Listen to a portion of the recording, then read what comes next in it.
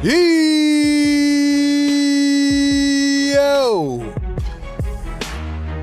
What is good, Sixer Nation? Welcome on in to another edition of Philly Take with RB, Sixers Game Day live show, where we give you the live play-by-play, the up-to-date analysis. We interact with the chat. We have fun. Hopefully a lot more than last time out. Sixers coming off their worst loss of the season, not even a doubt. But let's be honest, it was a fluke.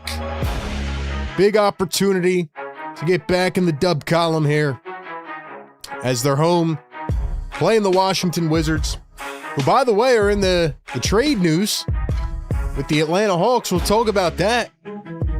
But looking more at the 76ers, they are about to do something tonight that we have not seen all season. What is that? We will get into it all, man, which will create for a very interesting game tonight. We'll break it all down. We'll give you the passion, the reaction, the fun. Let's go. Yes, sir, man. Lock in. Lock in, baby. You know the vibes. You know the vibes. Here we go. Ladies and gentlemen, welcome, welcome, welcome. Hope everybody is doing well. Hope everybody has that sour taste out of their mouth from the other night, because it is a new game. It is a new day. And we move onwards and upwards, man. Ladies and gentlemen, welcome in officially to the 76ers Game Day live show presented by our great friends at National University. As always, we are powered by the Sleeper app. Download the Sleeper app. Check it out. We have the 19-15 Philadelphia 76ers looking for win number 20 on the campaign. And they are up against the 10-25 Washington Wizards. Just an absolute disaster. But what's new? What's new with the Wizards? Yeah, they had a lot of young, fun talent. They still do. But will they ever put it all together? Well, they might actually be in the market for a trade. So we're going to talk about that a little bit later on here in this show.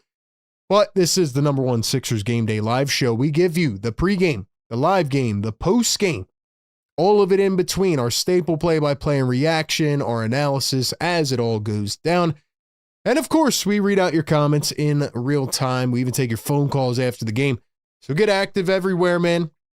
And do me a favor, if you are already in the YouTube live chat, go right down below while you're tuning in and getting started here and hit that thumbs up button. Hit that like button to help us push our way through the YouTube algorithm. Hit that red subscribe button if you would like to join in on the live chat. And of course, hit that notification bell so you don't miss any of our content. We post content on all social medias, and we are trying to grow widespread. We are trying to take over the game.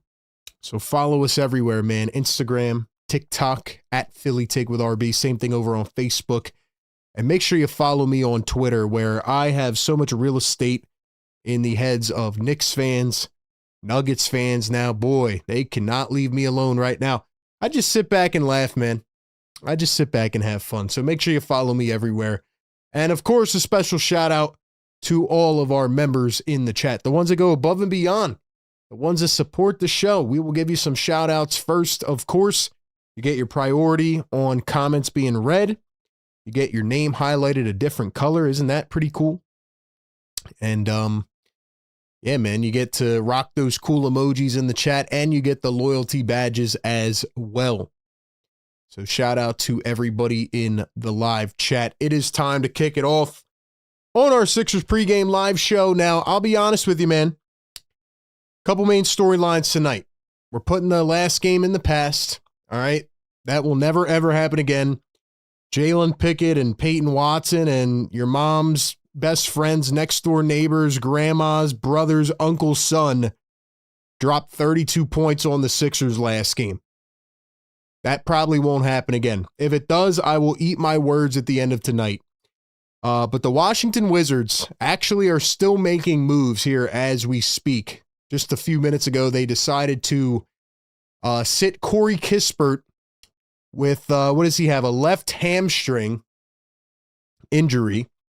In addition to Corey Kispert, CJ McCollum will miss his first game of the year. He has right quad soreness. Chris Middleton is out with a right knee injury management.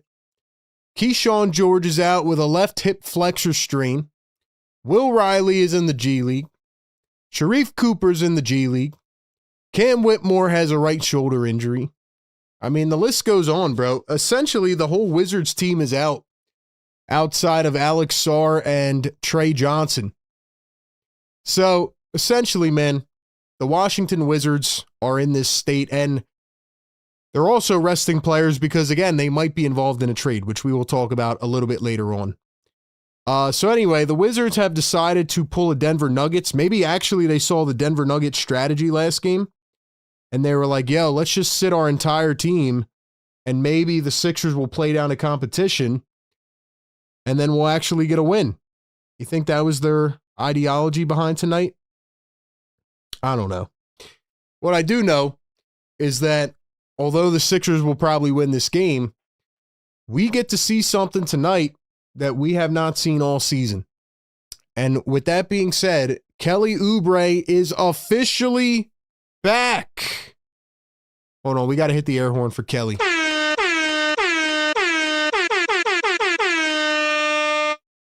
The Tsunami Poppy, or as someone in our live caller once said, the Afro Thunder, makes his return after missing 2 months. I miss Kelly Oubre, man. Played 12 games, averaged almost 17 points a game, which is third on the 76ers right now. 5 rebounds, shot 34.3% from 3, averaged over a steal per game. Sixers need his defense. And in addition to Kelly Oubre, Trendon Watford is coming back as well. Now, this could be very interesting because we haven't seen Trendon Watford in a while either.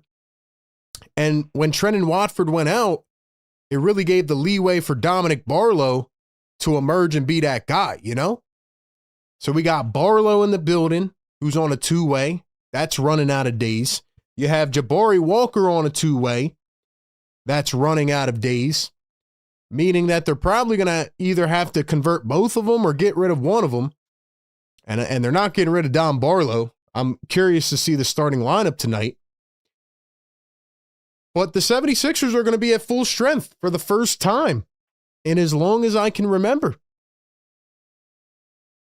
The 76ers are going to have their full roster lineup on the floor.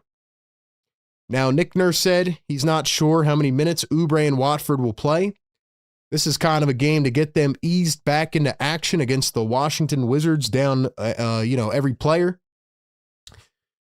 And also, the 76ers better learn from last game. They better not come out here and let whoever the heck's going to play for Washington tonight just kind of run all over them in the first half and expect, oh, we'll just kick it into gear in the fourth quarter. Nah. 76ers better wake up and get it done here tonight. I don't really have much else to say. The 76ers right now, 16th in offensive rating, 14th in defensive rating. Washington Wizards, 27th in offensive rating and 29th in defensive rating. So the Wizards normally are terrible. Now they're down most of their players. You know, it's the same thing we said last game, right? We could talk about all the matchup advantages that the 76ers have and this and that. The fact of the matter is, when you play in the NBA, you have to come out and play a basketball game. Will they come out and play? So that is the question. Joel Embiid is playing tonight, and that means he has now played, 5 games in a, hold on.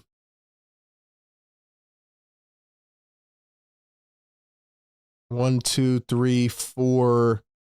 Yeah, so this will be 5 games in a 1, 2, 3, 4, 5, 6, 7, 8, 9 span. 5 games in a 9-day span for Joel Embiid. That is music to my ears, man. And I know people are going to say, oh, well, he's just playing against bad teams. Listen, they played a team that's on their schedule. I'm more worried about the fact that Joel Embiid is actually playing basketball games.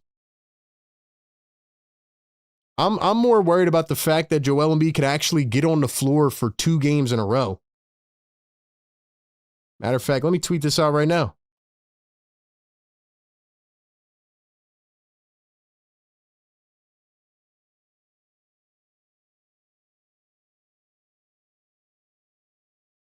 But anyway, we just got the starting lineup as well.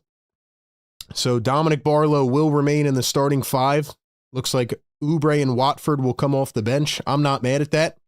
Let me know what you think about that. I think it's a great idea. You know, don't force something in terms of a lineup change. Let the guys continue to build chemistry and let them continue to go out there and, you know, just try to mold this thing together. Overall, I'm not too mad. You know, I mean, last game sucked. It was their worst loss in a long time. But it was one of them fluky games that happens every so often. I'm more impressed with the fact that Joel can continue to play games. Maxey and Embiid are continuing to gel. The way VJ Edgecombs looked, like I'd said in my video yesterday, and like I said, turn on notifications so you don't miss any of our videos, especially on the off days. I talked about this yesterday, but I'm just very happy with how the team is looking right now. So, see what happens. Sixers were a 15.5 point favorite last game. They're now a 16.5 point favorite. So we'll see what happens. Hopefully no OT game today. That's really all I got on matchups. I mean, you know, the Wizards still have players, you know, that are capable. They like Bilal Coulibaly, Trey Johnson, the rookie. Obviously, Alex Sarr played Embiid very well in the first matchup of the season. Honestly, I think Joel Embiid probably took that to heart with how bad he looked to begin the season, which makes me feel like Joel Embiid wants to get his revenge in this game because Sarr did not play in the second matchup. The Sixers have won both games. The first game went to overtime. That was that crazy Grime shot at the end. And then the second matchup, the Sixers won, but Sarr did not play. So, honestly, I feel like Joel Embiid wants to get his revenge on Alex Sarr tonight. So, we'll see how it plays out, man. Shout out to everybody in the live chat. We have a $2 super chat from my guy, Dom Boyle. What's up, Dom? Shout out to our channel member and our great moderator, Dom. He says, we absolutely have to win tonight. No excuses. Yeah, I agree with that. They better not just win, Dom. They better win by 20. They need to get these guys some rest in the fourth quarter. That's what I want to see. I don't want to see no 106 to 105 win. I want to get to the fourth quarter and you know, last game, they were supposed to let us relax, and we were sweating at the end of the game. Let's not do that again, man. All right, man, 120 people in the chat. Do me a favor, like the show right now, subscribe to the channel. Let me take a nice sip of water. We have a couple updates and other things to get to on the flip side, and we'll shout out some of the people in the chat. We'll get your predictions as well. But before we do that, got to give a huge shout out to our partner of today's show. It is Big Sleeper. Ladies and gentlemen, download the Sleeper app. Use our code PhillyTake. Get a 100% deposit match bonus up to $100 right now on Sleeper. You can also get a free $20 entry by just downloading the app and signing up. And you know what we do every single game, man. We got to go make our picks on Sleeper's picks because that's the best part. You get to choose anywhere from 2 to 8 of your favorite players, pregame, live game, or across sports. Then all you do is pick the overs or the unders. It's like playing a game while watching the game. Use our code PhillyTake, get a $100 match on your first deposit up to $100. Terms and conditions apply. See Sleeper's terms of use for details. Operational in over 25 states. Ladies and gentlemen, I have been RB Money to start the new year. We are at, 4 or 5 games now? I think it's 4. where I've gone over 75% of my picks. So we are going to have some fun again here today. And let's see what we're going with today. I am off the bat. I'm going with VJ Edgecombe over 16.5. I'm feeling a nice VJ game. Going up against another young draft pick in Trey Johnson. VJ had 0 points in the first half last game. And I was like, oh, there goes my VJ pick. And then he comes back and hits it in the second half. So shout out to VJ Edgecombe. I think Joel Embiid is going over on the points tonight. Like I said, Joel up against Alex Sarr wants to get his revenge. So I'm going to take Joel over 26.5. Let's see what else we got. Quentin Grimes over 11.5. Had a good game in the first game of the season. I kind of want to reverse jinx the Washington Wizards. Let's see. Bub Carrington. Who else? Trey Johnson. I'm going to say he goes under 14.5. I just don't think he's going to score 14.5 points. And then, do we have Kelly Oubre on here? I don't know if they might not be updated yet with Kelly, but let's see. Let's go points, rebounds, and assists. Let's go with Joel Embiid. Let's do that. Oh wait, no, I can't because I already picked him with the other one. Why not? Let's go Don Barlow, points, rebounds, assists. 10.5. That's not a bad number at all. So anyway, easy as that. Make your picks in less than 30 seconds, like we just did. Use our promo code PhillyTake. Get a $100 match up to $100 over on the Sleeper app by using our promo code. All right, we will check back on these picks at halftime. It is officially time for our final score prediction. Ladies and gentlemen, what will the final score be tonight? Who will get the W? Who will lead the game in scoring? How many points will they have tonight?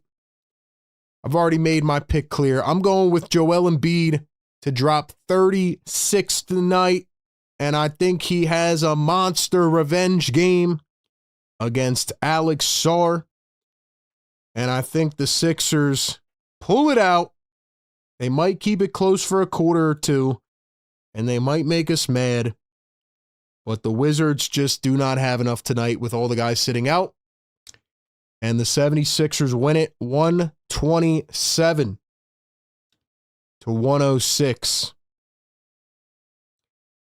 127 to 106 is my prediction. It's a bold take. The Sixers haven't scored that many in a while.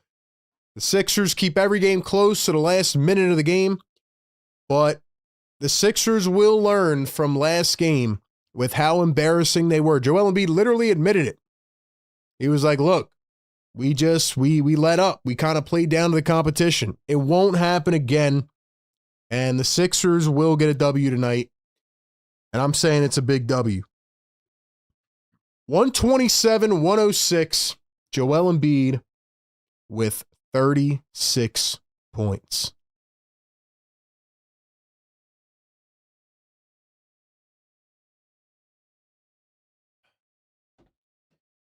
Busy B in the chat. What's up? Busy says 118-97 Sixers, Embiid with 30. Pure Philly Payne says, let's go. Make it easy tonight. Make it an easy win to relax. Yo, I really need it, man. I mean, I can't keep doing these cardiac games at game 35, man. We have a whole season to go. Like, can we just chill? Can we just chill for a little bit? Can't we just have one easy game, bro? Karen in the chat. What's up, Karen? Pure Philly says 122-101. Maxi with 33. Dom says 124-103. Joel with 34, 10, and 10. A triple-double. Rob says 123-76. Maxi with 18 dimes. Yo, shout out to Maxi, man. He should be starting in the All-Star game. Don't the Sixers usually lose when the other team has guys sitting out? Yeah, but it's not happening 2 games in a row. It's called learning your lesson. Karen says 114-102 Sixers. Maxi with 35. Dave 120-105 Sixers. PG with 22. KT says 106-100 Sixers. Maxi with 30. Wes says a triple overtime thriller. Yo, can we not, man? Please, please. Wizards fan in the chat says Philly by 17. Marcia says 120, 100. Sixers. Maxi with 35. What's going on, Marcia? Here, Philly says 122, 101. Sixers. Maxi 33. Joel with 32. Ben, what's going on, man? 127, 108. Sixers and B with 39. Philly wins 127, 103. Maxi with 38. Joel 29. Karen says, please, not a cardiac game. Yeah, I can't take it today, man. Please. Please. Philly 119, 107 says Basketball Jones. Spark, what's going on, ladies and gentlemen? 160 people in the chat. Get us to 100 likes right now. We got to wake up the neighbors. It is time to drop that beat. Let's go. Let's go. It is the 76ers Game Day Live Show with your boy RB and the best community in the world. Every game right here. Let's go, man. Let's get it rocking and rolling.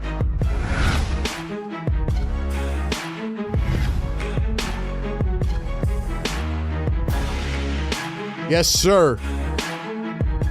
Yes, sir.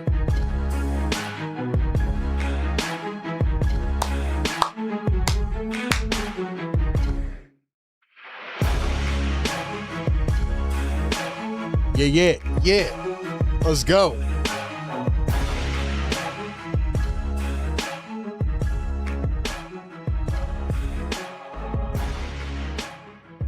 All right, man. Welcome in to the Sixers Game Day Live Show. I am your host, RB. Couple quick housekeeping rules. Number one, please be respectful in the chat to everybody. Do not be rude. We welcome everybody here, whether you are a Sixers fan, a Philly fan in general, another team's fan. We welcome everybody. We're trying to build an amazing community. Please be respectful in the chat. Number two, please do not spam. It is annoying seeing 20 straight messages from the same person. You do that, you're getting timed out. Please do not spoil the game. We are working on a custom scoreboard. It'll hopefully be here soon. Give us a little bit of time. Time your TV up with ours. If we get behind in the chat again, let me know.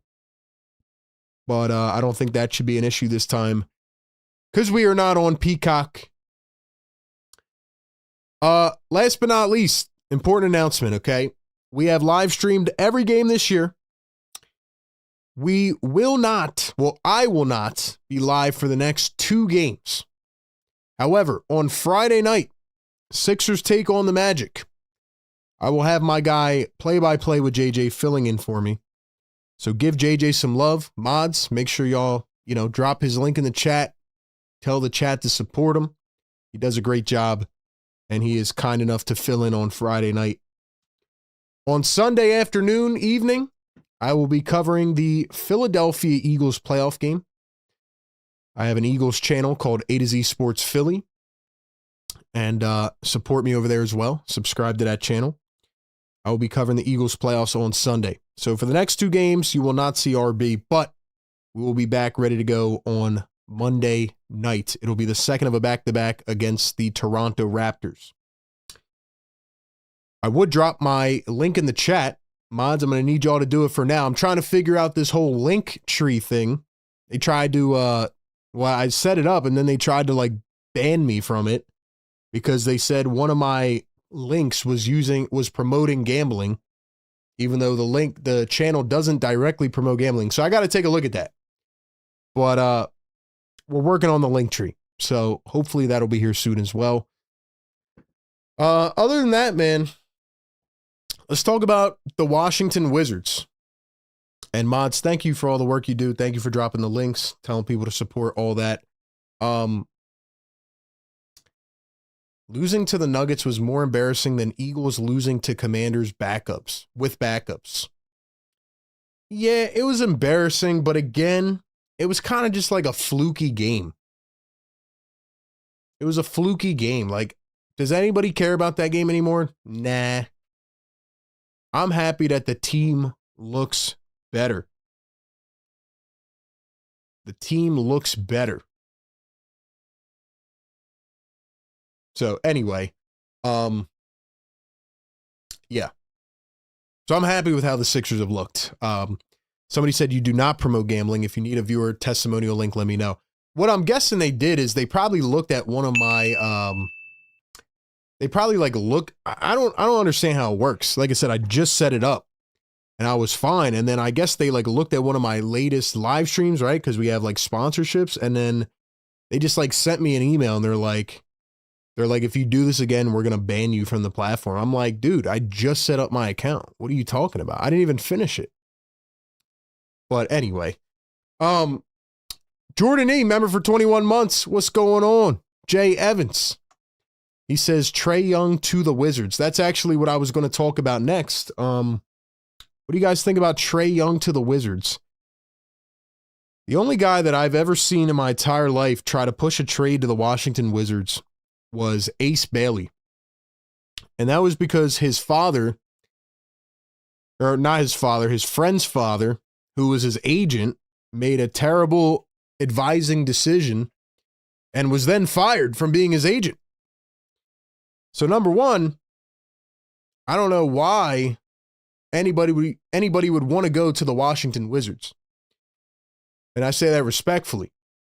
Number two, and it is interesting, people are saying, you know, now that the Wizards ruled out Corey Kispert right before the game, Shams Charania had an update today saying that pretty much Trae Young and his agency are trying to push a trade to the Wizards. So it could happen at any moment. I honestly think nobody wants Trae Young. And it makes me even more pissed off that the Sixers lost the 2021 semis. How did the Sixers lose that series? That was the peak of Trae Young's career. Let's be honest, man. He's a great, he's a great facilitator. He's a pretty good three-point shooter. He's an offensive threat. But he also gives it up on the other end. He's inefficient. Can't be the number one on a championship team. You got to question if he can even be the number two. But the problem is he's getting paid to be a number one. So I don't think anybody has room for Trae Young. We've seen now with the new CBA and the apron rules that it's hard to trade for guys on max contracts. It's hard to trade for stars, you know, especially guys that have years left, right? Because you're trying to build your future. So I do think the Wizards are going to trade for Trae Young, but talk about a crazy career kind of road bump, right? I mean, Trae Young is going to be irrelevant in a couple years because I just have no faith that the Wizards will ever figure it out. They have a great young nucleus right now, but they just can't win. They can never win. I do think Trae Young and Alex Sarr will be a good kind of duo, but what will it really produce? You know, if I was the Washington Wizards, I don't know what their draft capital looks like. I would stay away from Trae Young. We also, though, live in a society where superstars can essentially push their way to any team they want. I am curious to see what the Wizards will give up to get Trae Young. But anyway, those are my quick thoughts on Trae Young to the Wizards. The Washington Wizards are sitting every player tonight. Maybe they're trying to work out a trade. They don't want anybody to get injured. Who knows? $2 super chat. Don Boyle says, hit the like button.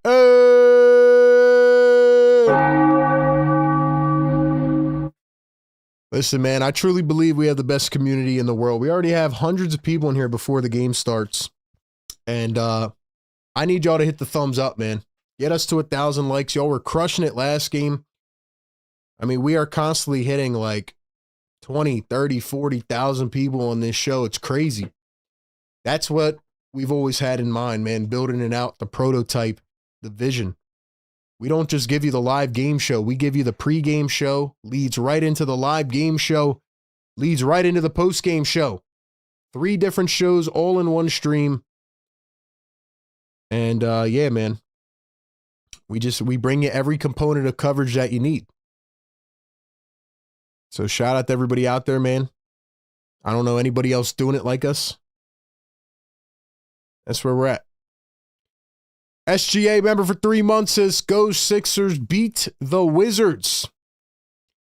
They better beat the freaking Wizards, bro. They better beat the Wizards. I don't think they will cough it up like they did last game. Last game was an atrocity, but it's also something that will never happen again.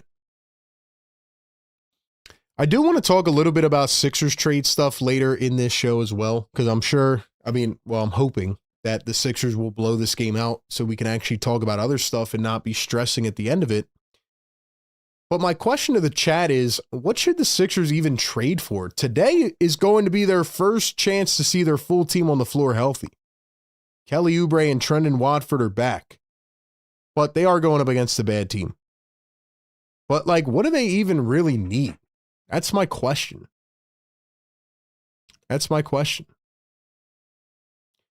Lugo in the chat says, what up, RB? Thanks for the broadcast. Go Sixers. Lugo, thanks so much, man. What's up, bro? The Wizards haven't been relevant since Gilbert Arenas. Kind of speaking facts, man. I mean, the John Wall, Bradley Beal thing was kind of exciting, but then, they kind of went away there. Are the Sixers rocking the black jerseys tonight? I forgot to write that down. If so, my bad. Who else we got? Carlos, what's up? George says they better give us Alex Sarr for Trae Young. Yeah, that's not happening. I've been watching the team for 36 years. They are a different management I've seen from the last two regimes being the worst. I just don't think they should trade for Trae Young because I think it's going to inhibit them in terms of their future plans. Let's see. Matter of fact, I think the Atlanta Hawks kind of get a little bit better without Trae Young. Maybe not right now, but I just don't know if he's a good player, but I just think teams are now getting back to the point, like obviously you need a couple superstars, but you need to have cohesion. And I just feel like sometimes, and you've seen it this year, right? Without Trae Young, like the Atlanta Hawks, they have these ups and these downs, but he also got hurt. I don't know. It's a weird thing. I think what I'm trying to say is you got to have a really specific type of build around Trae Young. And I just don't know if they want to do that. I do think CJ McCollum will be in the trade. CJ McCollum is missing his first game of the season tonight with an injury. I don't know if he actually got injured or not, but CJ McCollum is just pretty much getting tossed around at this point in trades. I've always liked CJ McCollum, though.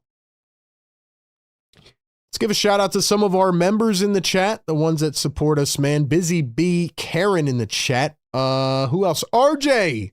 RJ's dropping the Oubre emoji. Can we drop Afro Thunder in the chat? Yo, I'm still trying to figure out who that caller was in our famous July 1st live stream that went 8 hours. Actually, it was 3 hours and then 8 more. So 11 hours, right? Yeah, I think so. And then I made a video at 5 in the morning once Paul George signed right after I got off the stream.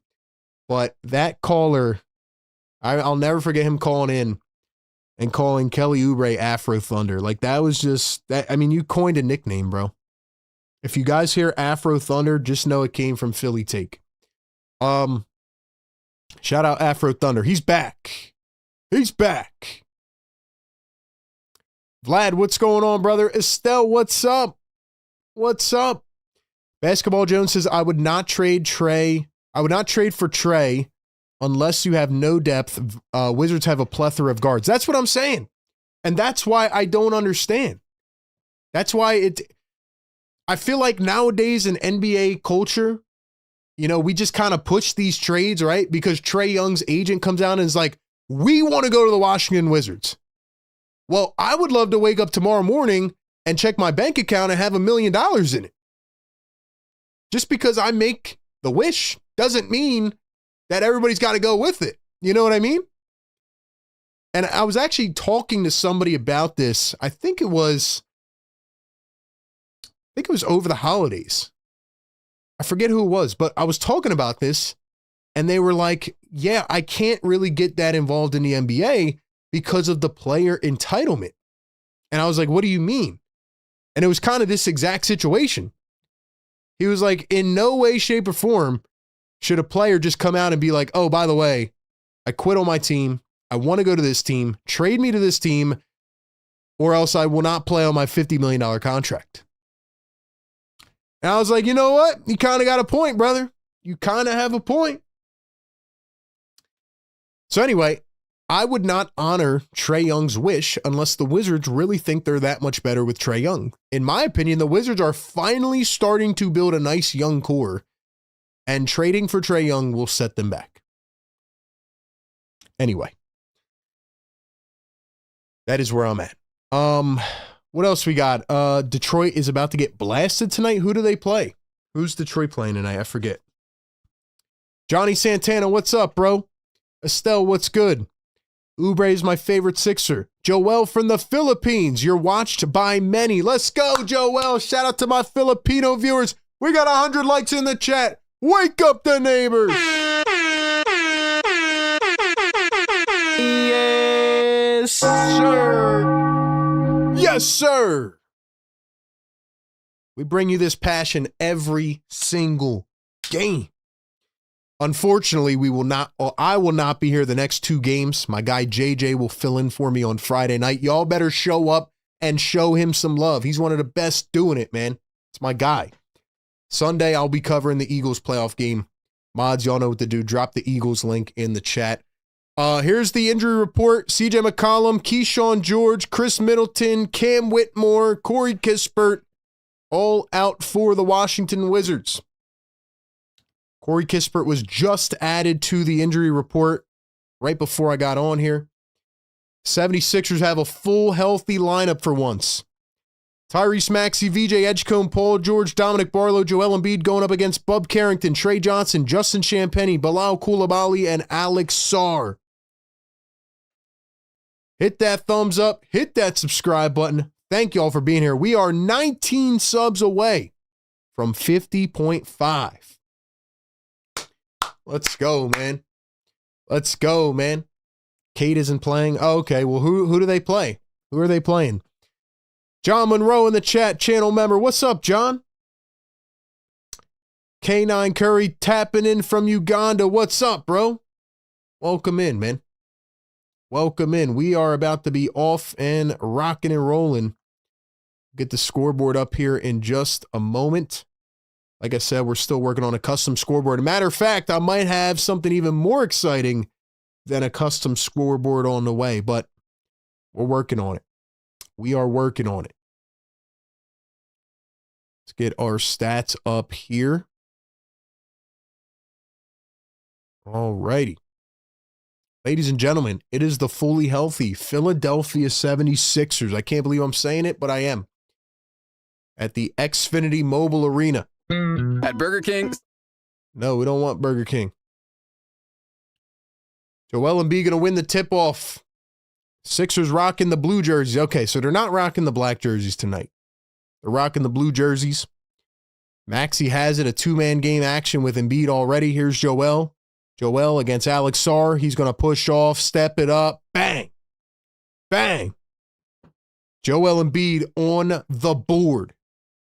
I told y'all he's cooking tonight.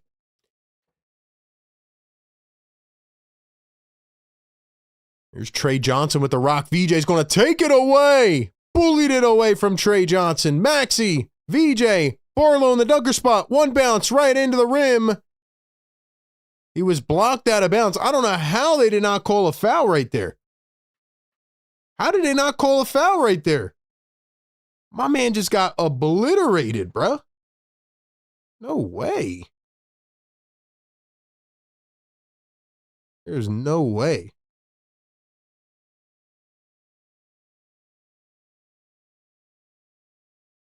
Here's the dribble, the drive from Washington. No good. Picked up by the 76ers. Maxey for 3. Cha-ching. Let's go. Let's go.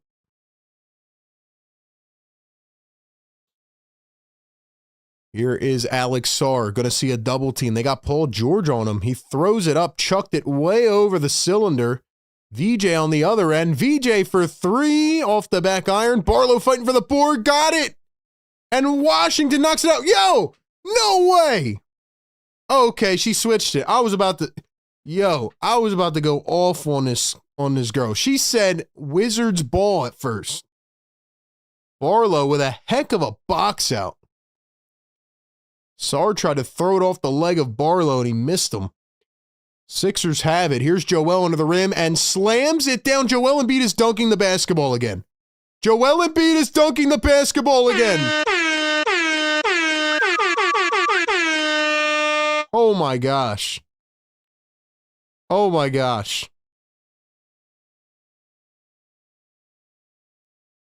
Joel Embiid said after that dunk a few games ago at the end that he wanted to get an alley-oop next, but hey, I'll take a standing dunk. Joel's waving up the crowd. He is feeling himself. Dude, I think we got to go to our tradition now every game. Can we drop Johnny in the chat? Can we drop a Johnny in the chat for Dr. Jonathan Glasshow? Thank you for saving my life, Jonathan Glasshow. Everybody drop Johnny in the chat. It's going to be our inside joke here on the live stream. I would love to buy Jonathan Glasshow a meal.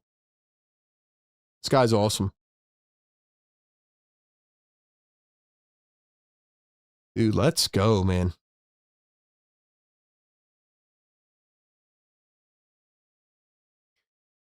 Let's see. Who else we got up in the live chat? BT says, please subscribe, give the channel a thumbs up, and hit the bell. Yo, I might have to make you a mod, bro. That was pretty clean. I like how you did that. BT, you here all the time, man? I might have to mod you up, bro. That's how you do it. I forgot to save my picks here on Sleeper. Hold on, let me see if I can access these real quick. All right, there we go. That should be fine. We got it back. We're good. We're good. Yo, can we get some blue and red flowing in the chat? Can we get some blue and red flowing in the chat?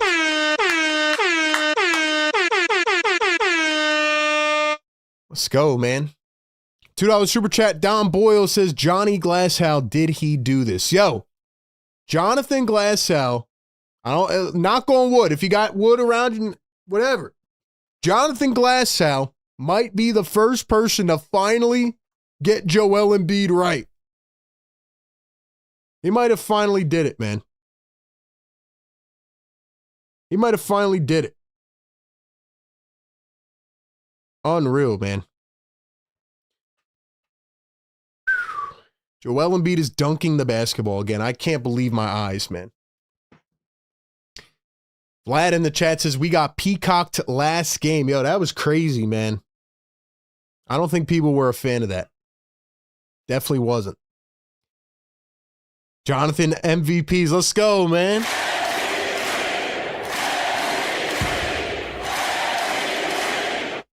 He gets an MVP chant, man. Here is Bub Carrington going to find Johnson. Here's a 3-ball, and that one is money. It's going to be Trey.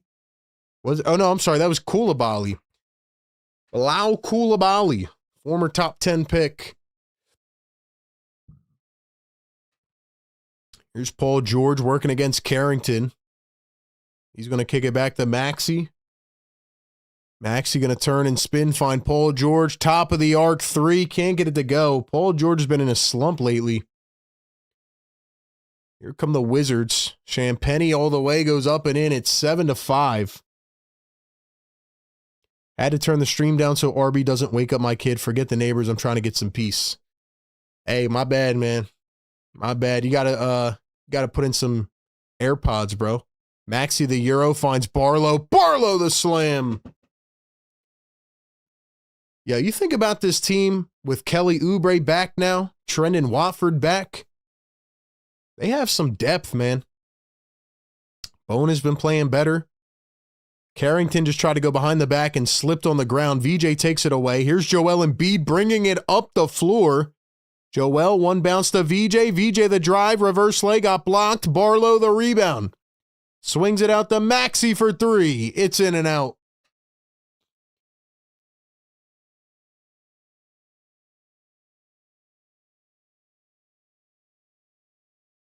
And Johnson had it stolen away again. Paul George up the floor to Maxey. Maxey lays it in with the extended arm. And the Sixers have a 6-point lead. 11-5. Let's go, chat. Drop that blue and red. Y'all are crushing it right now, man. Wizards couldn't hit the three. It's out of bounds. Which way will they call it? Still no call on the floor.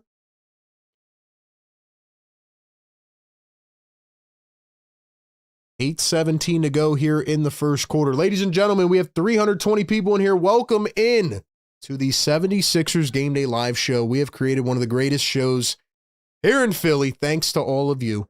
But we are worldwide, baby. Maxey coming off a screen, a three. It's good. He's on fire! Tyrese Maxey picking up where he left off over the last couple games. Here is Alex Sarr, guarded by Dominic Barlow. I do like the decision to put Barlow on Sarr. Now Sarr against Embiid, turns, hooks it up and in. 14-7, Sixers lead it. 7:40 to go here in the first. DJ Edgecombe dribbling, crossover. He's got Carrington on him. Here's Joel Embiid, going to dribble, drive, floats it up, and he is fouled. Joel Embiid to the line for two. 140 likes in the chat. Get us to 200 likes. We could do it right now, man. Help us push this through the algorithm. We do content every single day, man. Support the grind. 4.5 hours of coverage every single game. Pre-game, live game, and post-game. We give it to you live and direct, man. No producer, no in the ear, boss. It's just me and the community having fun.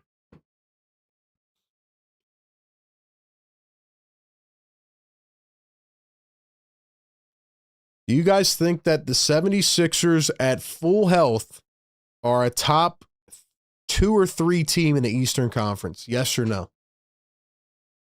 Joel going to knock down a pair at the line. 16-7, 7:30 to go here in the first. Here's the dribble and the kick, Bub Carrington.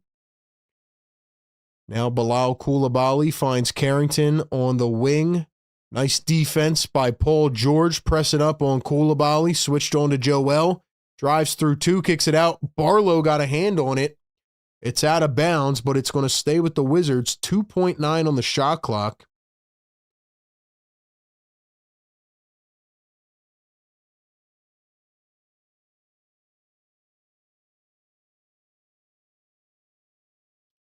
Bub Carrington was the 14th overall pick in the draft last year. He was playing really well. It's been up and down this year. Here's the inbound, and Champagnie got Maxey ball watching, and he's there for a wide open dunk. Keep in mind, that is not the former Sixer Julian Champagnie. Julian is on the Spurs, had a crazy game the other night. Maxey for a deep three. It's off the back iron. Picked up by Washington. They're out pushing the pace. Here's the rookie, Trey Johnson, matched up against another rookie. VJ Edgecombe turns, puts it up through force. Nice bucket by Trey Johnson. Here's Joel Embiid, guarded by Sarr. Going to hit him with a drop step, spin back the other way. He's got two on him, kicks it out. Paul George, wide open corner three. It's good. Let's go. Sixers lead at 19-11, 6:20 to go here in the first. Here's the dribble and the drive from Coulibaly. He's fouled by Joel Embiid. Bilal Coulibaly was the, I believe, seventh overall pick back in 2023 out of France. 350 people in the chat. Get us to 200 likes. We're halfway there. Y'all are crushing it, man. We need 19 more subscribers to hit 50.5, man. Estelle says no, the coaching staff is the weak link. Dom says yes, 100%. 50 says indeed. RJ says definitely. Vincent says yes. Ben says yes. Frederick says of course. Watching from the Bahamas. Let's go. Shout out to all the Bohemian viewers in here supporting their guy VJ Edgecombe. Paul George dribbling, driving with the left hand. He's going to go down low, turn and spin. Now he's posting up. He's got Carrington. PG turns, fades, puts up a 2, and he was fouled. So it'll be Paul George going to the stripe for a pair.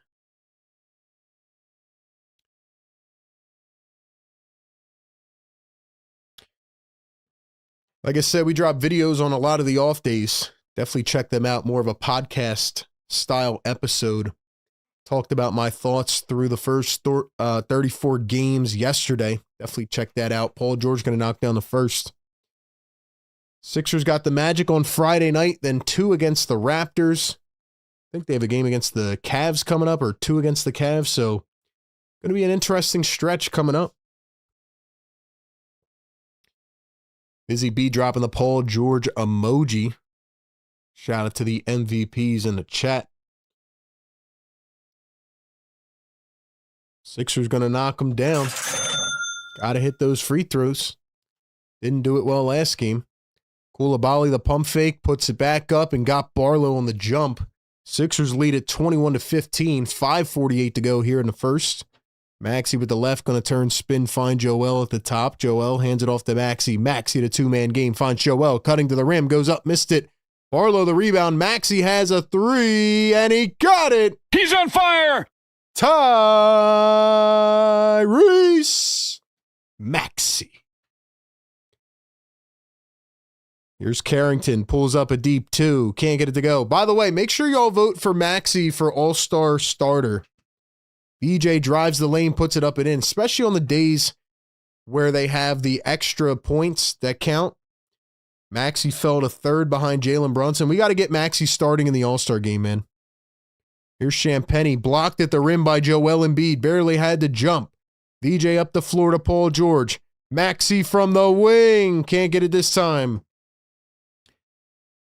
4:50 remaining here in the first quarter. Sarr the drive, bullies Paul George over, floats it up, can't get it, gets his own board and taps it in. Tom says Maxey is a sniper. That's a fact. He is. He is. EJ going to cross over, go behind the back, find Joel Embiid. Joel to VJ. He drives, lays it up, blocked at the rim, but we have a foul.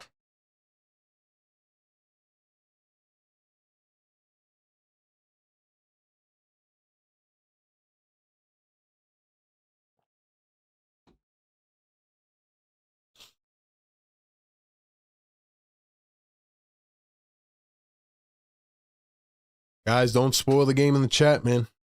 Let people react to it with my call first.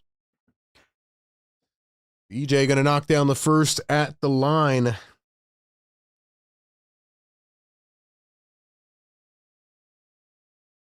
It is crazy that nobody, to my recollection, has been traded in the NBA this year, right? Usually we have a trade right after that December 15th. Oh, wait, we got Kelly coming into the game. Maxey's hyping up the crowd.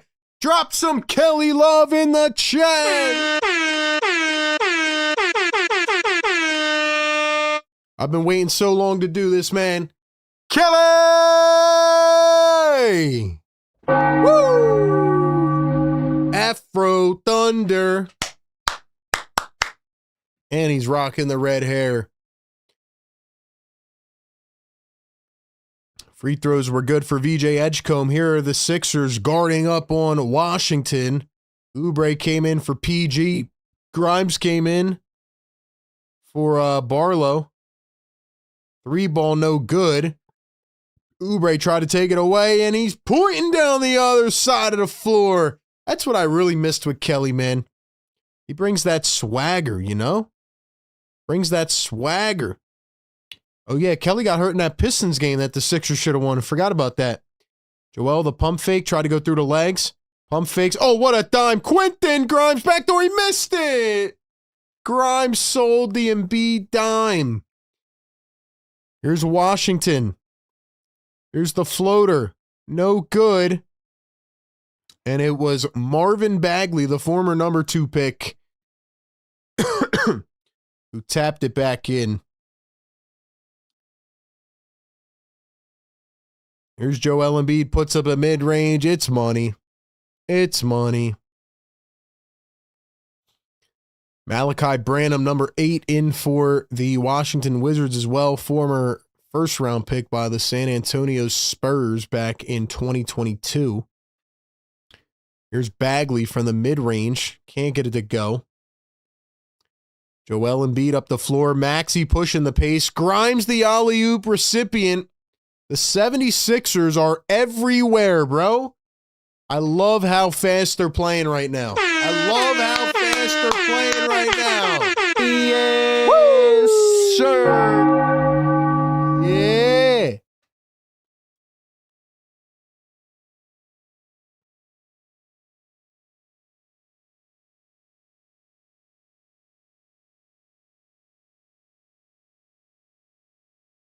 Let's freaking go, man. Let's go. 370 people in the live chat right now. Get us to 200 likes, man. We're almost there, actually. We're almost there, man. Trivia coming up in just a few moments. Let's go, bro.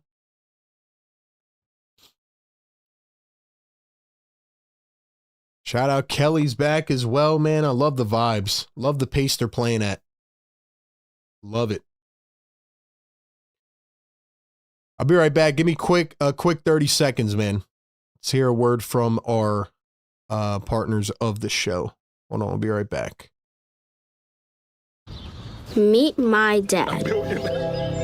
National University supports all his ends with flexible online courses. He can be a student and catch bad guys on the internet and teach me how to hit a curveball and serve his country. He's an ander. National University supporting all your ands. All right. Listen, man. Love the way the Sixers are playing right now. They kind of got to, like I said, they're able to slow it down in the half court. But on the defensive side, what I really like is how the Sixers get a steal or something, and then they're immediately out and running, right? Even if Joel's kind of like lagging behind, he hits a quick pass to Maxey, who then hits an outlet to PG or whoever, and then here's VJ running down the floor, alley-oop.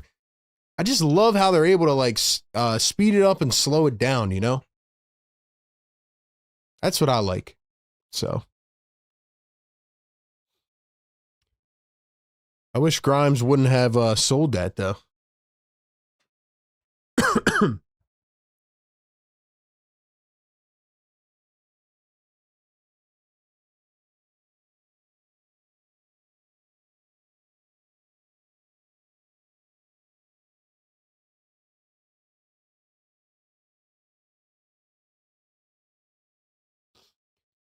Sorry, I was just reading a tweet. Apparently, the Wizards and Hawks are progressing on the Trae Young trade, so who knows? It might happen sooner rather than later. Yo, what if it happens during the game, bro? What if it happens during the game? That'd be crazy. Here's Branham going to drive and kick. Here's a 3-ball, and that one goes for number 16, Anthony Gill, in for the first time. So, Wizards are down a bunch of players tonight. Anthony Gill getting some run, hits a 3-ball. Speaking of 3-ball, here's Jared McCain in for the first time. Adem Bona comes in for Joel Embiid. Maxey's going to stay in. Good job by Nick Nurse staggering. Grimes misses the 3-ball. Embiid diming up like he's Jokic. I like that. Here's the dribble and the drive. No good. That was number 4, AJ Johnson, in for the first time. Kenny says brotherly love from Germany. Let's go Germany in the chat. Shout out to the chat, man. Y'all are amazing, bro.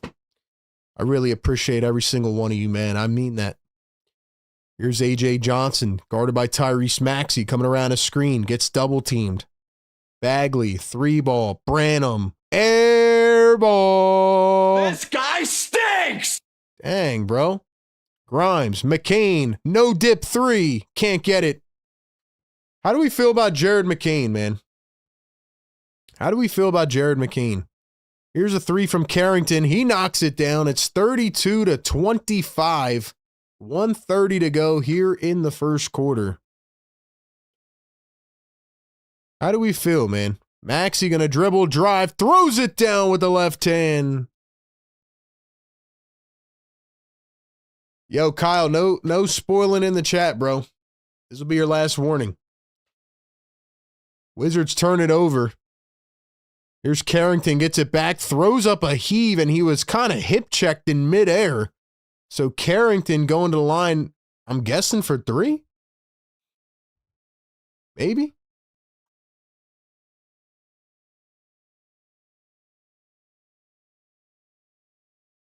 Looks like it was a foul on Quentin Grimes.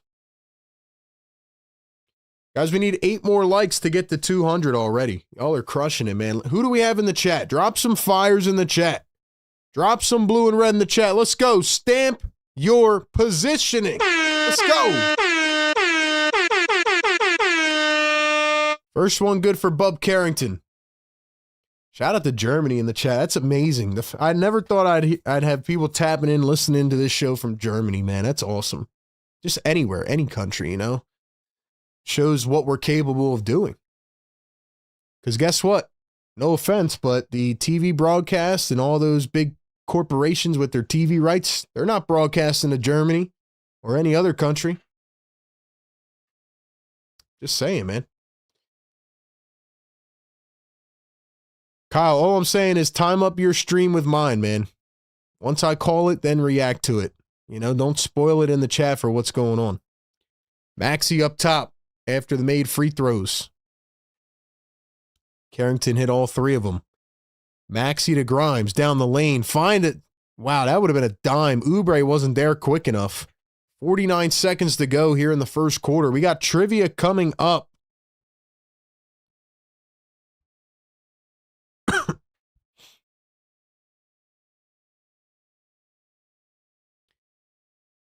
Maxey going to steal away a little float pass. Maxey for 3. Cha-ching! Dude, it is crazy how automatic this guy is, man. Get Maxey starting in the All-Star game. I'm going to say it every single freaking stream, man. Get Maxey starting in the All-Star game.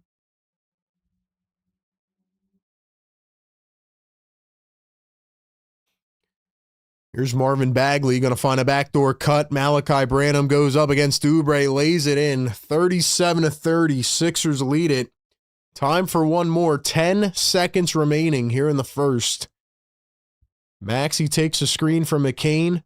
Maxey's got 2 on him. Jared McCain wide open. Quentin Grimes 2, 1, and he stepped out of bounds. Come on, man. Come on, man. Watching from New Zealand. Let's go, man. Welcome into the chat.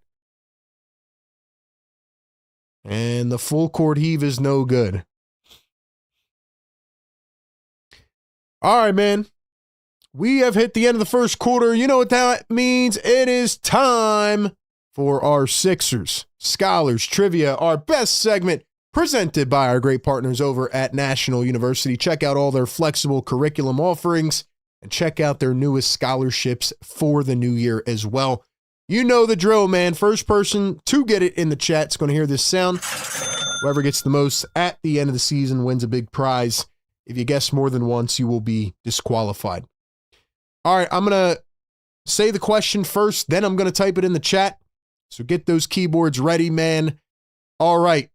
The question of the day is, dating back 3 years, in the last 10 matchups between the 76ers and the Washington Wizards, how many games have the 76ers won?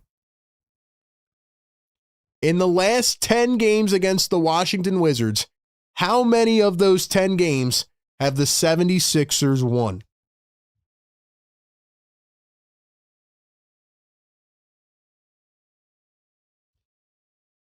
It's only 10 correct possible answers.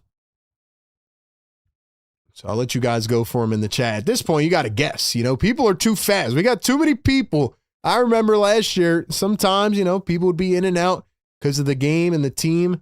But, yo, we got too many people guessing for y'all to start looking things up, man. Can't do that anymore. Appreciate everybody participating in on Sixers trivia. We'll have a lot of bonus questions throughout the year.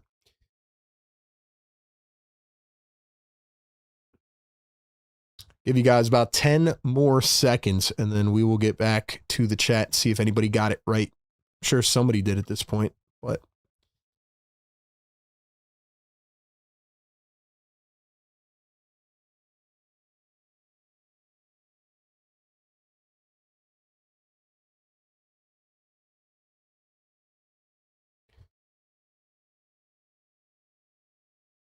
All right, let's go to the chat. Let's see who got it right. So out of the last 10 matchups dating back to 2023, the 76ers have won 9 out of 10 games against the Wizards. And on my timestamps, the first person to get it right was actually the first guess, and it was Ailey Zaslow. Ailey. And I believe that's your first trivia win of the season. Ailey, congrats. You are on the board. Give some love to Ailey in the chat. Thank you all for playing Sixers Scholars Trivia presented by National University. We got a tight trivia race this year, man. Got to be quicker than that. Got to be quick. Here's the step back from Kelly Oubre. Can't get it to go. Trey Johnson looking, scanning against Quentin Grimes. Here is Bagley. Bagley going to find Branham. Branham turns, had it poked away. Grimes saves it before it went out of bounds. Here's VJ Edgecombe now. Jared McCain. Kelly Oubre from the corner. Can't get it to go. All right, man. Knock the rust off. Knock the rust off, Kelly.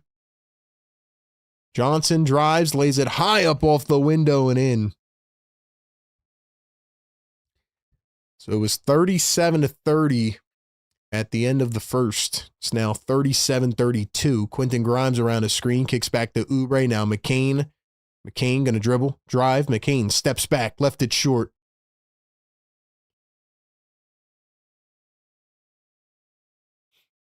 Here are the Washington Wizards once again. It is Trey Johnson driving the lane, floats it up and in. Trey Johnson had a really hot start to the season. Like I said, he's been up and down. You know, I think he's only started 9 games, so he's been in and out. He's averaging 12 points a game, though. Not too bad for a rookie. Quentin Grimes finds Jared McCain dribbling baseline. McCain dumps it off. Oubre goes up, tried to sell the foul, couldn't get it to go. And the Wizards stepped out of bounds with it. We got Smiley in the chat. Smiley, what's up? Busy in the chat. Karen in the chat. What's up, everybody? Dom said, I guessed too low knowing that we own them. We really do own the Wizards, man. It is crazy. 3.8 to go here on the shot clock. 10-12 remaining in the second. And we did hit 200 likes, so we got to drop those yes sirs, man. We have to drop those yes sirs. Grimes, VJ, off the backboard, left it short. Sixers are fumbling the bag right now, man. Here's Trey Johnson again. I did take the under on Trey Johnson, which might be why he's cooking right now. Shout out Big Sleeper.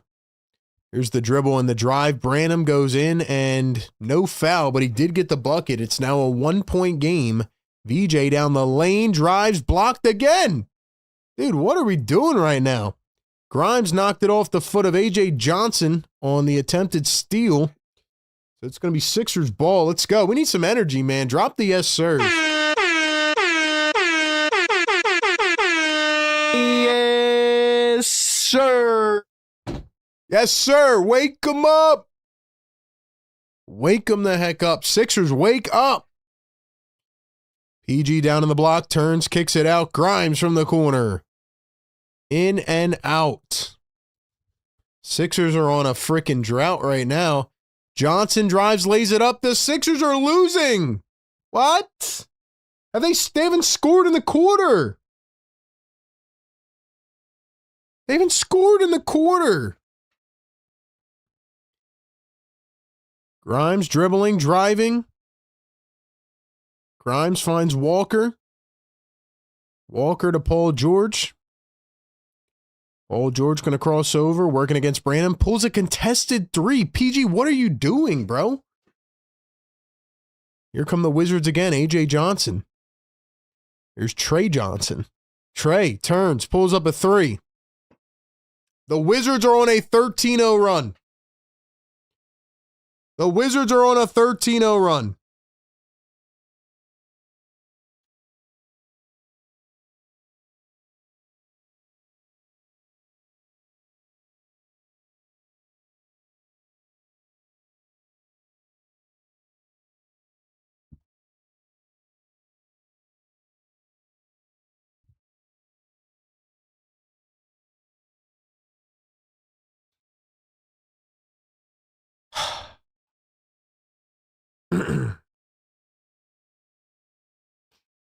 According to Mark Stein, Corey Kispert and CJ McCollum would be the main players traded to Atlanta if a trade does happen.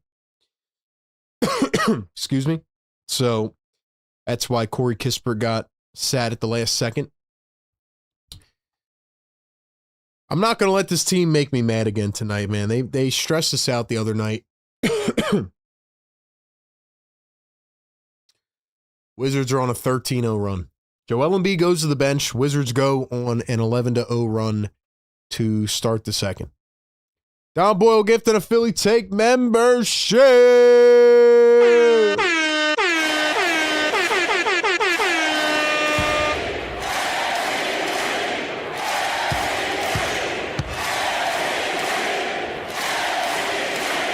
Mr. Scum says, I am in the stream and I am disgusted. I don't blame you, bro. This team, like, I just don't get it, bro. Joel Embiid, like, what we're seeing right now is like the Sixers from like 3 years ago. Joel Embiid comes off the floor, immediate 15-0 run for the other team. That's what's happening right now.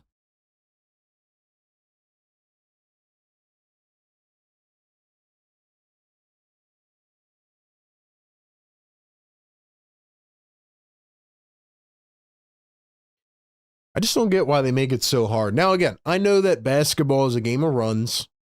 It happens, but like, it just feels like it's religiously, you know, the 76ers get us, like, this is why I don't like having leads at the beginning of the game. Because you're like almost certainly going to lose it.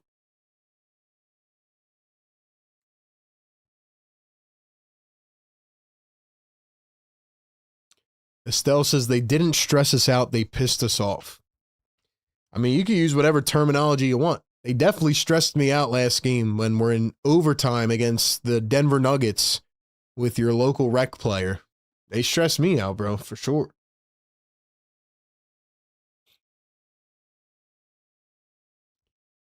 And I see people blaming the lineups. Listen, man, I'm going to be honest with y'all.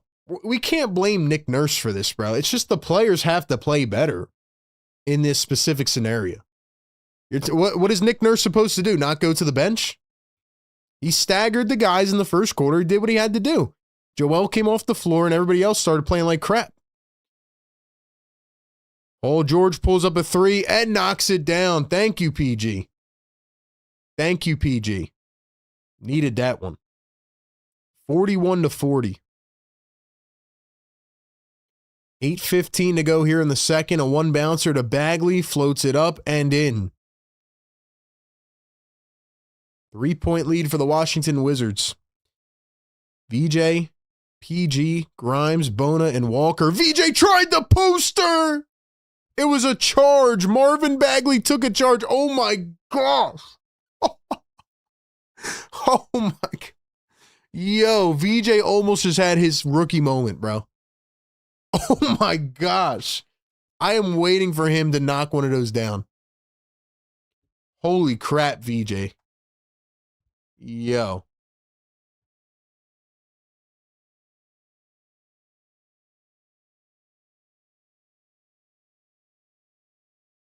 Oh my gosh, bro. Here's a three ball from Trey Johnson. Can't get it to go. Picked up by Paul George.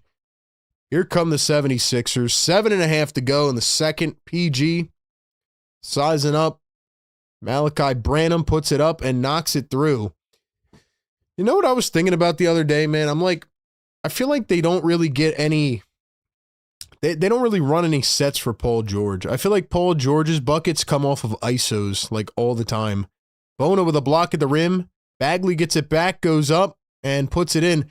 All right, this is one of those games right now where if Bona can't do much, you got to put Drummond in, man. Because Bona's not really impacting his game at all. Grimes going baseline, finds Jabari Walker, puts it up, blocked again. Bro, the Sixers are not doing anything offensively. Giving life to a young team again, just like they did last time. Here's Trey Johnson working against Paul George, finds a one bouncer. Branham goes up and he's fouled by VJ Edgecombe. To me, this is not a Nick Nurse issue. This is your backups have to play better issue.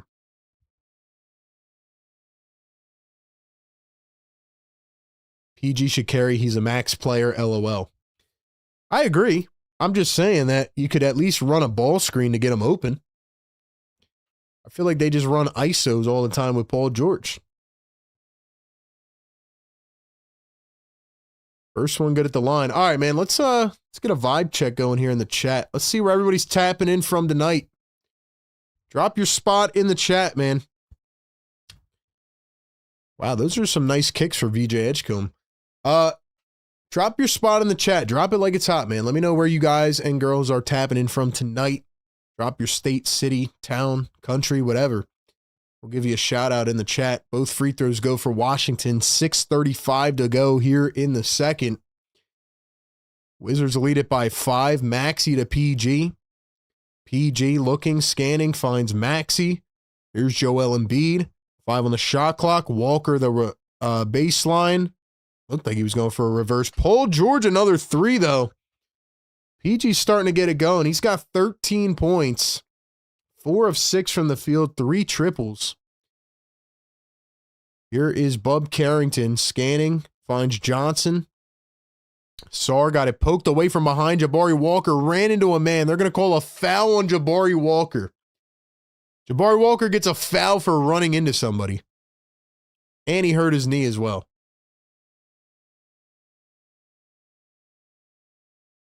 I don't know how. Nick Nurse is saying the same thing I'm saying. How do you get a foul for running into somebody? It's ridiculous. Wow. Let's see. We got Morris County, NJ in the chat. Kansas, Arizona, Upper Darby, PA, Kansas City. Jabari Walker going to limp back to the bench. South Jersey, Upper Darby, Dayton, Ohio, Palisades Park, NJ, Stuart, Florida. Here's a hook and a spin from Sarr. Embiid's back in the game, but Washington with all the momentum right now. Paul George, VJ Edgecombe, Joel Embiid, Tyrese Maxey, and Dominic Barlow. Starting 5 back in. Here's VJ dribbling, driving, spins, kicks to Joel. Guarded by Sarr on the perimeter. 8 on the shot clock. Joel working. Trying to post up now. Puts up a quick shot. Don't know what that was. He missed it. Barlow got the board, and it was poked away. Here come the Wizards on the break. Branham going all the way to the rim. Up, blocked by PG. Gets his own board. Now it's Anthony Gill for 3. It's off. Dude, the Sixers better not lose another game to a team like this. They've been doing it all season. I talked about that yesterday in my video. They do like the same pattern every time. Win a couple, lose a couple. Joel for 3. It's good. We got Rochester, New York in the house. My Tractor Trailer. Let's go, RJ. What else we got over here? Delco, Paradise, California. Las Vegas in the building. Indiana in the building. Brewery Town, Prospect Park, Scranton. Let's go. We are everywhere, baby. As Carrington went kind of sliding into the stands there. Let's go, man. We got an Aussie in the chat traveling in Japan. Toronto in the building. Yo, we are worldwide, man. 450 people in the chat. Hit the like button. Get us to 300, man, by halftime. Thank you so much for being here. Help us push this show around. Hit that sub button. We need 15 more. Support the grind. Support the show, man. We do it every single game. Pre-game, live game, post-game right here on the show. Here is Alex Sarr, guarded by Dominic Barlow. Finds Branham up top. Here's a 3-ball from Carrington. It's short. Joel's got the rebound. 4:30 to go here in the first half. Maxey going to find Paul George. Paul George posting up. PG turns and spins, puts it up, and left it short. Got the foul, though. Got the late whistle. Let's go. We need everybody to hit that thumbs up, man. 450 in the house.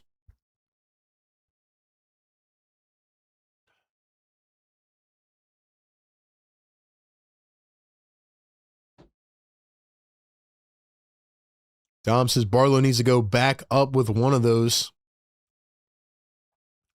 Heidi says we're going to finish at number 2 in the Eastern Conference. James says RB sponsorship on the way. I hope so. Watching from the Philippines. What's up, Jenny from the Philippines? Watching this game so far points out the fact that we are way too small at the 4. First off, our 4s can't shoot 3s. They get their shots blocked. Get a legitimate power forward.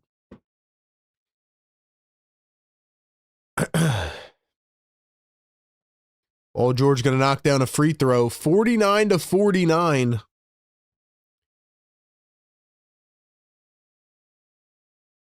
Let's go, man. Sixers got to turn it up. Here's the dribble and the spin, the turn. Coulibaly had it blocked, and the Sixers get it back. Maxey to Embiid. Embiid faked the pass under the legs. He's got a one-on-one against Sarr. He's posting up. He turns off a foot. Got it. Just beautiful perfection from Joel Embiid. I mean, game just looks so minimal to him out there. Maxey with a nice block on Branham. Branham takes it right back, and the Wizards just bullied Tyrese Maxey after the block. I do think the Sixers got to put a stop to this confidence from Washington. Like, they're out there playing with no expectation, just like the Nuggets. Maxey missed a 3. Barlow the board. PG a 3. It's good. Paul George with 18 points here in the first half. This is what I've been waiting to see from Paul George, man. Give him more shots, you know? If he's on, let him keep going with the hot hand. 3-ball missed by a million. That was Champagny. VJ down the lane, tried to go up with a one-handed slam and had it poked away. Second highlight dunk, and PG saves it from out of bounds. Barlow, one bounce. VJ under the rim, turns, kicks. Maxey from the corner. It's in and out. Got to be able to knock that down. So VJ has just missed 2 highlight plays here. 2:35 to go in the second. Maxey guarding Carrington. Wizards swinging it around. Here's Branham. Branham going to drive, lays it up. Had it tapped away a little bit. Just missed the layup there. And the Sixers have it up the floor. Moving it quickly. Maxey drives into the paint, lays it up, and in. Tyrese Maxey up to, what does he have, 20, I think? 18, 20? It's been the Maxey and Paul George show. And, I mean, Joel Embiid, too. I think the 3 of them have like 50, 60 points right now already. Sarr had it stolen away. PG up the floor. Maxey all the way. Got it in one. Yes, He's on fire. And one for Tyrese Maxey. So this is one of them games where it's literally the big 3. It's literally the big 3, bro. Maxey, Embiid, and Paul George against everybody else.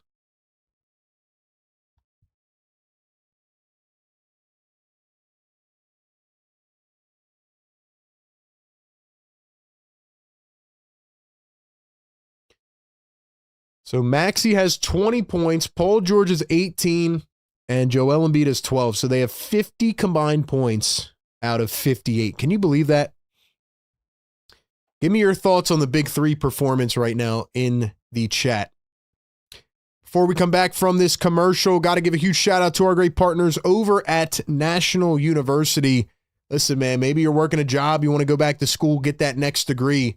Well, NU is perfect for you. Check out National University. They're offering 4 and 8 week quick online courses that help you balance your work life with your school life as well. You get to start sooner and finish faster. NU is one of the largest private nonprofit universities in the U.S. with over 50,000 plus students, 250,000 plus grads, and 150 degree programs. They give you all the academic resources you need, including mentoring for career guidance. They give you, a counselor that helps you go through your curriculums and all that, and virtual mental health counseling as well. It's the entire package all in one. Check out National University right now. They are offering a Year of You scholarship. It will grant students up to $6,000 annually towards a bachelor or master's degree. National University is invested in your education and seeing you thrive. Check them out. Click their link down in the description or the live chat and check out all of their online flexible curriculums today. Shout out to National University. Big Three's going crazy right now, man. Big Three is going crazy right now. 50 out of 58 points. That's actually wild, man. That's wild, bro. I'm just being honest. Like, somebody else has to step up. Even when Joel Embiid went to the bench, Wizards going a 13-0 run. It's hard to evaluate the Big Three, man, but obviously against this team, right? Like, they should be dominating, but I'm just glad to see them dominating.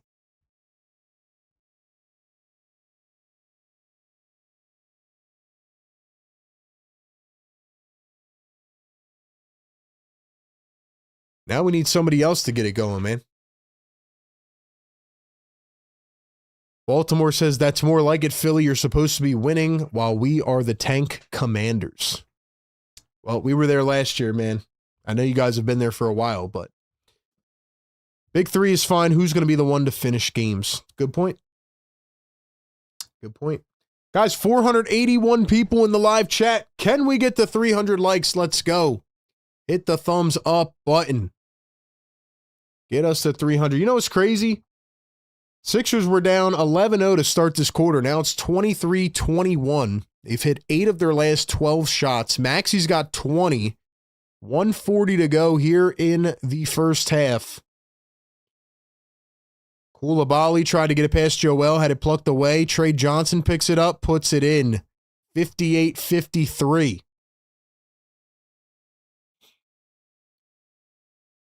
Maxey working with the two-man game, kicks it back to Joel. Joel bullies his way to the rim. Pump fakes, puts it up, and missed it with the left hand. He should have threw that down. That was a dunk opportunity right there. And now Maxey steals it back on the other end. Sixers starting to take advantage here.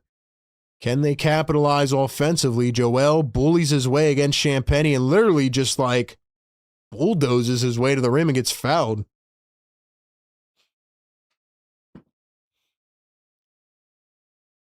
Drop a fire emoji in the chat, man. Drop a fire. I want to see everybody in here, man. Let's go. Welcome in. Thank you for being here. We do it every single game.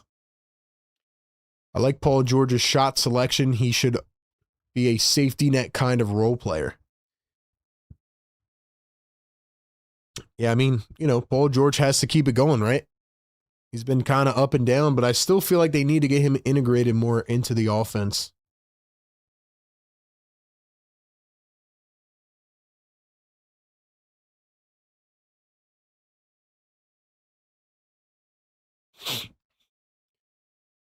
Free throws are good for Joel, Hans, and Embiid. 52 out of 60 points coming from the Big Three. Trey Johnson going to find Carrington for 3. Left it short. Johnson tracks it down. Oubre dives on the floor, picks it up. Barlow up the floor. Maxey the oop. Paul George threw it over him. Threw it too far. So bad pass by Maxey, but here are the Wizards. 30 seconds to go in the first half. Relatively quick first half. Not mad at all at it. Trey Johnson a 3. Got it with the heat check. Wow. Wow. I love those fire emojis in the chat, especially from the members. Looks so good, man. Y'all are amazing. If you want to become a member, hit that join button down below or the link pinned in the chat. 6 seconds to go here in the first half. Maxey to Embiid. They're all over him. Where's the foul? Joel puts it up, and he's finally getting the whistle. Dang, only 256 likes. Y'all are big slacking in the chat right now. Let's go, man. We're trying to push this through the internet waves. Trying to get more fans up in here.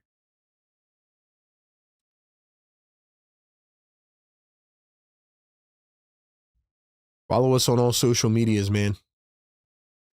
Follow us everywhere.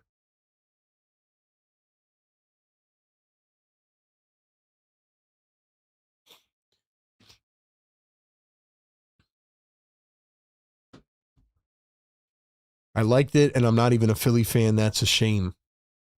That's not a shame, man. You don't have to be a Philly fan to hit the thumbs up. It's called supporting the grind, brother. 2.2 seconds here. Joel Embiid is going to the free throw line. Joel hits these free throws. The big three will have what? 54 out of 62 points.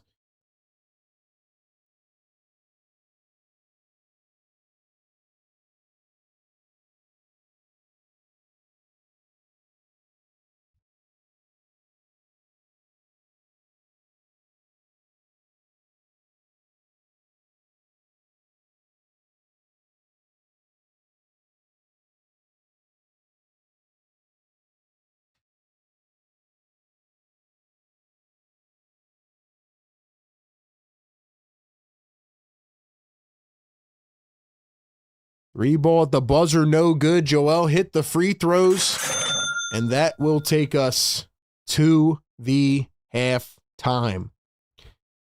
So we have Joel Embiid with 16 points. We have Tyrese Maxey with 20 points. And we have Paul George with 18 points. So 54 out of 62 total points. Well, it's been a while since we've been able to say that, right? How about that? We're going to talk about this first half a little bit, what we expect to see in the second half, and overall, we'll see how this thing plays out. Ladies and gentlemen, welcome into the Sixers Game Day Live Show. Pre-game, live game, and post-game coverage. I don't know what to do, man. Drop one word in the chat right now. Let's go to one word in the chat right now to describe this game. How would you describe this game in one word? Drop one word to describe this game. My word of the half, I guess kind of like a conjunction, kind of like a combined word, but top heavy. Top heavy. Top heavy is my word because, well, I mean, it's pretty self-explanatory, but it's literally the big three. That's it. Top heavy. I don't think I need to explain anymore. We'll talk about what this team is doing well. I think they're finally getting Paul George some clean looks. Joel Embiid is just dominating because he should. It is nice to see the comparison from the first time these teams played in Game 5 of the year versus now, and just how physically more, into it Joel Embiid is, how much healthier he looks. And of course, Tyrese Maxey is just on a different level. Every time Tyrese Maxey shoots a three, I think it's going in. And he should be starting in the All-Star game. And he better be starting over Brunson, over Cade, over Donovan Mitchell. But then again, outside of the big three, you have VJ Edgecombe, who's 1 of 6. The bench has, 2 points? Bench has 2 points. Can't happen. We'll talk about it all, man. Let's see what the words in the chat are looking like. Let's see. Encouraging, says John. Iffy. Recovery. Vintage. I get that. That's a good one. I'm picking up what you're putting down there. Frustrating, says Karen. Busy Bee says suspect. Bench. Big three. Capital. Shaky. Benchless. Kelly. Let's see, what else? What else? Rebounding. What are the rebound numbers looking like right now? Let's see. What are the rebound numbers looking like? Sixers are getting out-rebounded by 3 right now. Wizards have 34 points in the paint. That is just unacceptable. Sixers are shooting 40% from 3, though, which is nice. Not really a lot of fouls in this game either. Let me not jinx it, though. Someone said Maxey 3 balling, winnable, winning, incombustible. I don't think Nick Nurse is completely trash. I think a lot of things have to align in a lot of ways. RB, the only guy that doesn't disappear for halftime entirely. Listen, man. Like I said, we give you every single component. That's the value we give, man. We give you a little pregame show, little halftime analysis. Maybe you're just checking in. We give you the postgame show, the live game stats. We give you every part of it, man. That's what makes us the best community in the world. Shout out to you guys. All right, man. We'll talk about a few final notes, and we'll see whether or not the 76ers can actually, pick this thing up here. Can they, kind of take it away, as we would say. Let's see. Let me get my thing up here, and then we'll go over to our thingy. Hold on. Let's see. Why does it not want to work?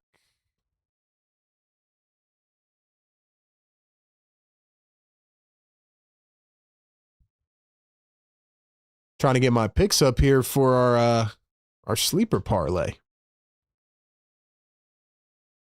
Oh, I know why it's not working. Let's see.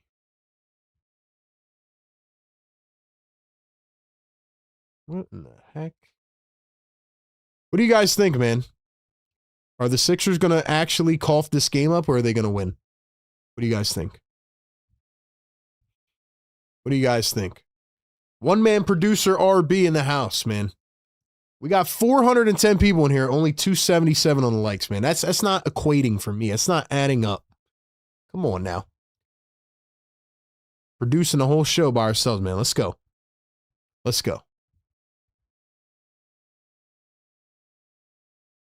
right. Finally got it. Figuring out issues on the fly here. All right, ladies and gentlemen, before we go take a little halftime break, let's go ahead and give a check over on our sleeper picks. Like I said, every game we make some picks before the game. They call me RB Money right now because we've been on fire. All right. So we picked Joel Embiid over 26.5 points. He is currently at 16. Dominic Barlow, we went over 10.5 points, rebounds, assists. Right now, he is at 9. VJ Edgecombe over 16.5. Not looking too good right now, but we do know he comes alive in the second half. VJ with 4 points right now. And Trey Johnson under 14.5. He currently sits at 14. So I knew I was going to reverse jinx Trey Johnson. He's the only guy doing anything on the Wizards, at least, scoring-wise. But we'll check back in the postgame. See how we do, man. Shout out Big Sleeper. Use our code PhillyTake. Get a 100% deposit match up to $100 over on the Sleeper app. Terms and conditions apply. See Sleeper's terms of use for details.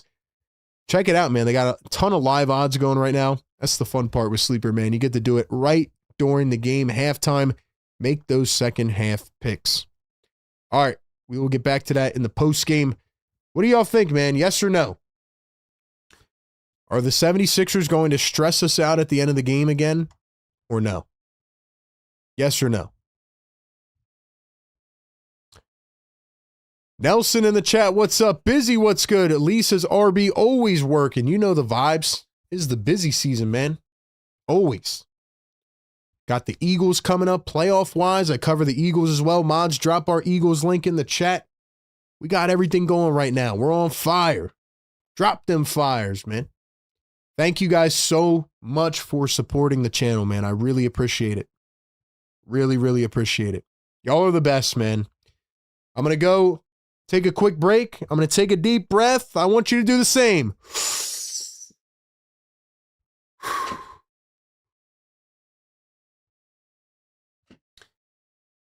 And I want you to decide whether or not this game is coming down to the last possession or whether the Sixers are going to win it, like I said, by 21 points, 127-106.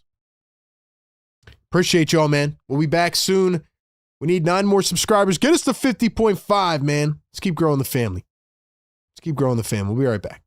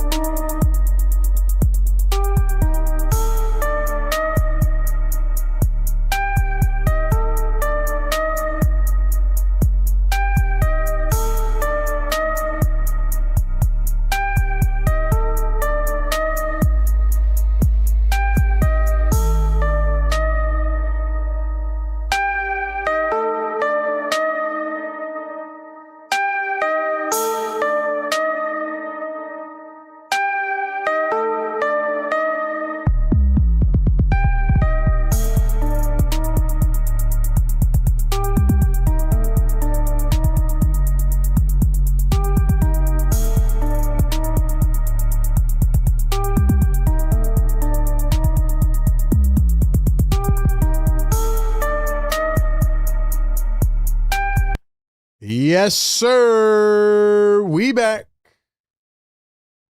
We are back. Second half coming up. 76ers and the Wizards. Not the Wizards of Oz, though. The Wizards of Washington. I feel like the Wizards are like a funny franchise.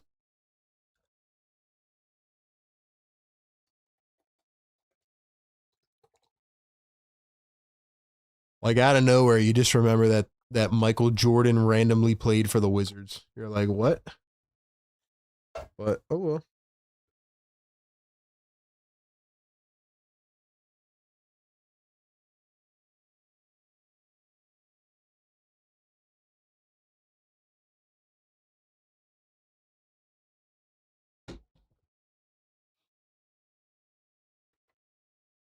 You know who else has played for the Washington Wizards? My boy Ish Smith. Legend.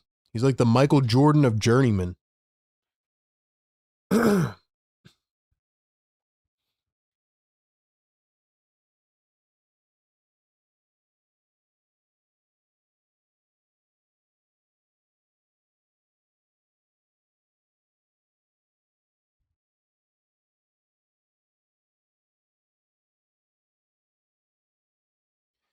All right, man, let's get it going. How many likes we got now? 299? We need one more. Trey Johnson was the leading scorer for the Washington Wizards. Tyrese Maxey, the leading scorer for the 76ers. All right, here we go. Here we go. Sixers lead it by 6. Game number 35. 5 on the shot clock. Here's Bilal Coulibaly puts up a mid-range. Can't get it to go. Sixers have the board. VJ a quick 3. Overshot it. VJ now 1 of 7 here in this ball game. Here is Bub Carrington coming around a screen, finds the mid-range, threw it into the backcourt, not even close. It is a turnover and back to the 76ers. If you are just tuning in, Tyrese Maxey, Paul George, and Joel Embiid had 54 of the combined 62 points in the first half for Philly. Here's Joel Embiid going to turn, hook it up. It was blocked by Alex Sarr, but they're going to call it a goaltending. So it'll be another 2 for Joel Embiid, who is taking Alex Sarr to town tonight. He is cooking him right now. Told you that was going to happen, man. Sarr, that first performance that Sarr had against Embiid was like so, it was just so insane. Barlow, the dribble, the drive goes up, lays it in. 76ers lead by 10. Brian Keefe wants a timeout. He does not like what he's seeing. And we got 300 likes in the chat. I like what I'm seeing. Let's go. Yeah. Yes, sir. Woo. You know what? I'm fired up, man. Let's get the MVP of the chat going. Put the crown on, man. Stamp your positioning. Let's see who the MVP of the chat is tonight. I'm only picking 2 MVPs. Let's see who can comment most in the chat over the next 30 seconds during this timeout. Let's go. Let's go. Get that engagement up. Get our chat flowing. We do it every single game. You know the vibes, man. It's RB. It's your boy. You know how we do it, bro. We keep it real. We keep it real. We have fun. It's just a good time, man. It's a good time.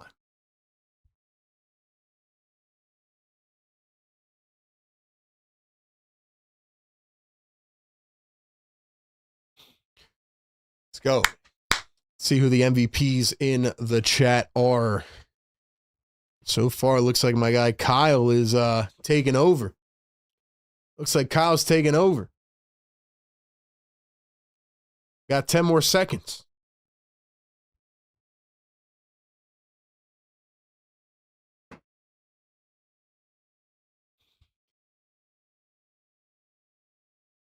Joel Embiid is a plus 28.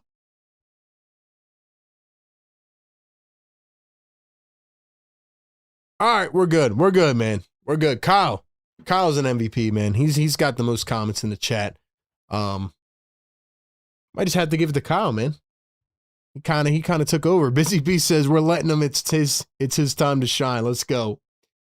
Let's go. All right, Kyle, no more, man. Chill.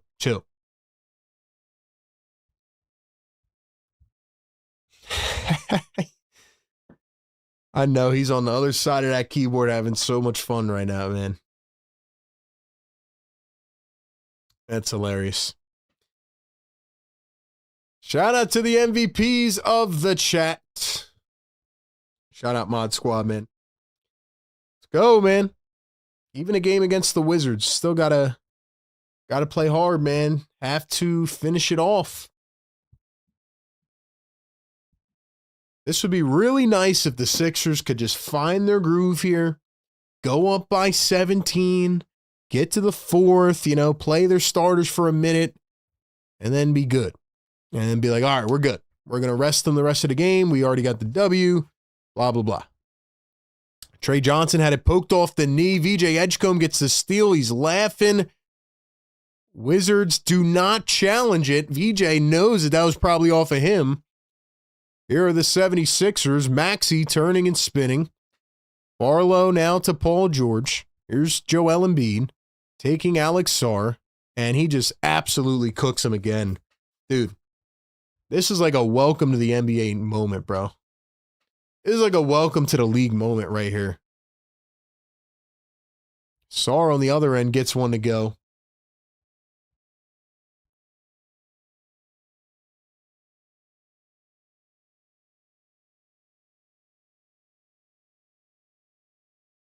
Joel puts up a mid-range. Oh, my gosh. Oh, my gosh.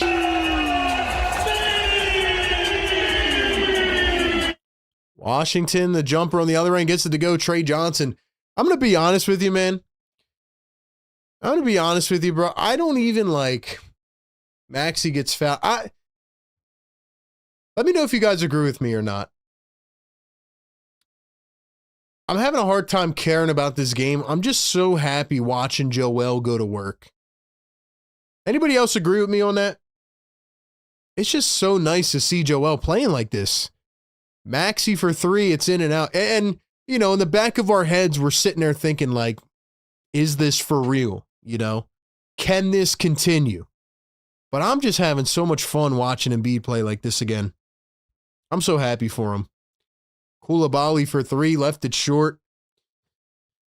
And, every post-game clip that I put out on all platforms, you get the handful of people that are like, yo, what, don't stay on that side. You switched up. And it's like, speaking of Joel, he just scored again.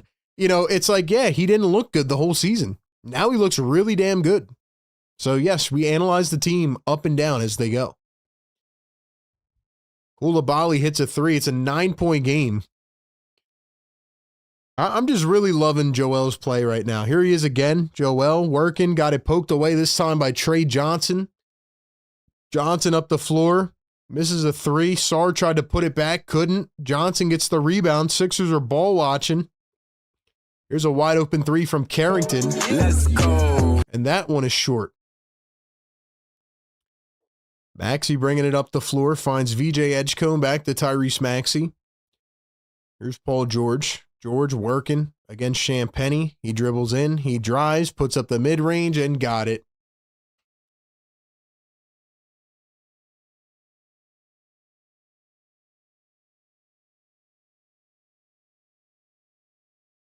Here's Koulibaly, going to find Alex Sarr down in the paint, goes up against Embiid, can't get it, and they call a whistle.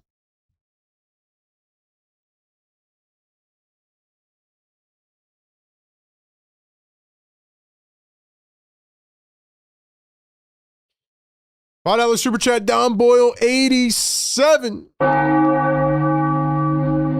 Dom says, I said Sixers need to change the narrative and completely take over this third quarter. Big three, carry us tonight. That's a fire take by my guy, Dom Boyle.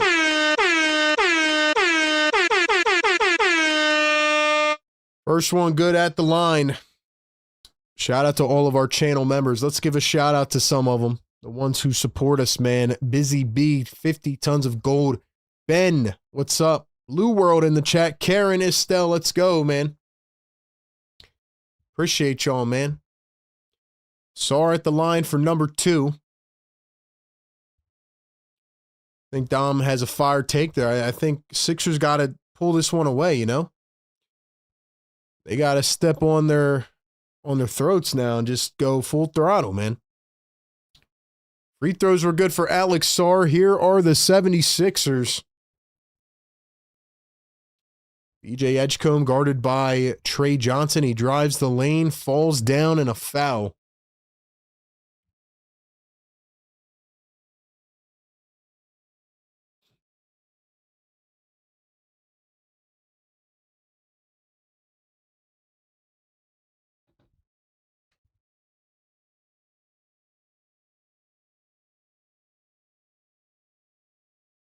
Joel Embiid going to inbound to Maxey. 12 on the shot clock. Maxey up top at the wing. Finds Joel. Here's a cutting VJ. And VJ tried the slam, and this time he was fouled.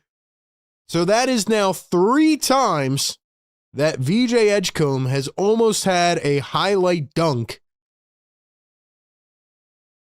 He is trying that thing tonight, man, against Trey Johnson. He had the one-handed, almost like highlight of the season dunk. Then he had a two-handed one that got blocked, and then this time he tried it again. Dude, Edgecombe really wants that, man. He really wants that.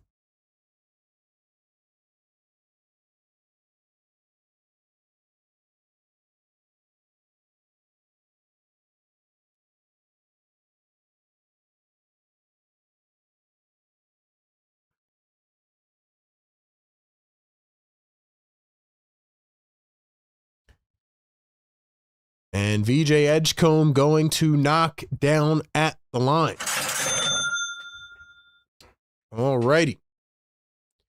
Here is Alex Sar, guarded by Dominic Barlow. Koulibaly blows by Joel, and that time Joel had a hard time moving. Easy layup right there. It is 76-67 Philly. Maxey working against Koulibaly. Maxey and Embiid running some two-man game here. Joel Embiid finds Barlow in the post, turns to his right, lays it up off the window and in. Don Boyle says, I love that he just doesn't quit. Yep, you're right, man. You're right. He's got that attitude, you know? EJ steals it away, but they call a whistle. EJ kind of wrapped around Sar, grabbed him with the left. Let's go, chat. 460 people in the chat. Get us to 400 likes. Hit that like, hit that subscribe. Get us to 50,500. We need 9 more. Ant says VJ would have made the dunk if it wasn't fouled. Probably would have made all 3 of them, honestly. Sixers lead by 11. 78-67. 6:47 to go here in the third. Here's the inbound. Bilal Koulibaly, guarded by Dom Barlow. Now Sar, going to dribble, drive, turn, spin, kick it back. Johnson into the lane. Couple pump fakes out to Sar. 2 on the shot clock. Here's Carrington contested 3. Can't get it to go. Wizards have it again off the offensive rebound. Now it is Bilal Koulibaly.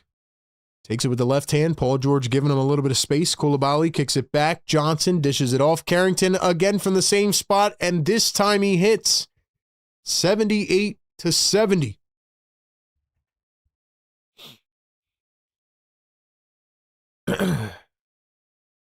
Here's Joel Embiid one-on-one against Sar. Puts it up mid-range again, and he's fouled again. Joel Embiid to the line.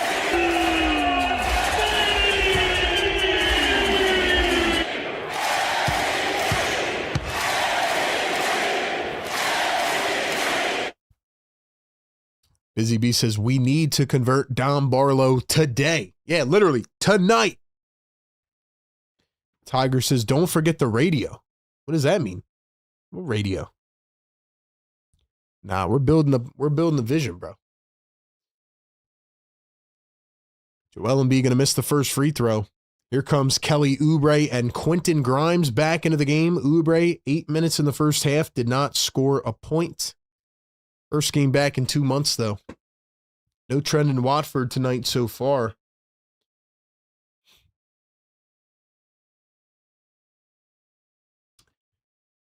Maxey hasn't even scored here in the third quarter. It's been Joel taking over. He's just got an easy matchup. This is really what old Joel looks like, man. I'm just so happy that he's even getting a glimpse of this back. It's very nice to see. 79-70. 1 of 2 at the line for Joel. He's 7 of 8 on the night. Sixers steal it away on the other end. Oubre up the floor to Maxey. Maxey underhands to Joel. Will they get him going again? Now they're going to triple team. And Joel threw it away. Wizards up the floor. Champagnie. And it is Koulibaly with a dunk on the other end. 7-point lead for Philly. 5:30 to go here in the third. Come on, Sixers. You got to wake up now.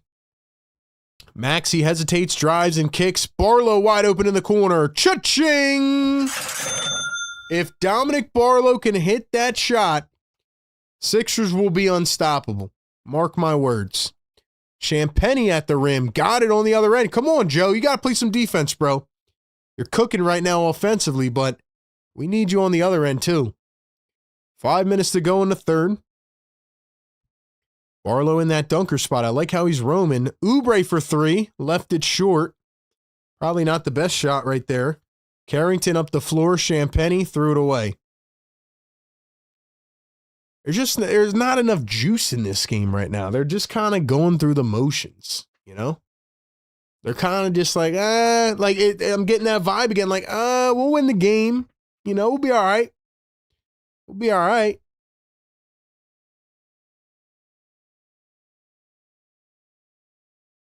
That was a crazy looking shot from Barlow. But hey, if he can keep improving, I mean, he's only 22. He's only 22. So.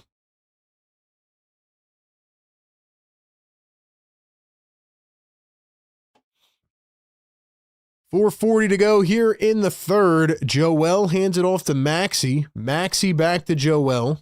Joel for 3. It's money. He's on fire. 28 for Joel Embiid. He's hyping up the crowd. Sweat dropping from his face. Here come the Washington Wizards. 85-74. Champagnie to Bagley. Wide open 3. Joel left him open. Come on, man. You get a couple stops here, the game could be out of hand. Like, come on, bro. I know you're tired, Joe, but come on. Maxey around the screen, almost lost it, picks it up with the left hand, 12 on the shot clock, 3:55 to go. Maxey down the lane, lays it up and in. 87-77. 3:44 to go here in the third. Bagley going to find Koulibaly. Here's Carrington. Carrington from deep and hits it again. I feel like the Sixers are not playing with as much defensive intensity as they did in the first half. That's how I feel. Here's Maxey, gets shaded off by 2. Joel steps into another 3. This time it does not go. Wizards have it again. 7-point game. Here comes Malachi Branham back in the game. He's working against Grimes. Finds a one-bouncer to Champagnie all the way. Poked away by Embiid. Good defense. But it is out of bounds. Going to stay with Washington.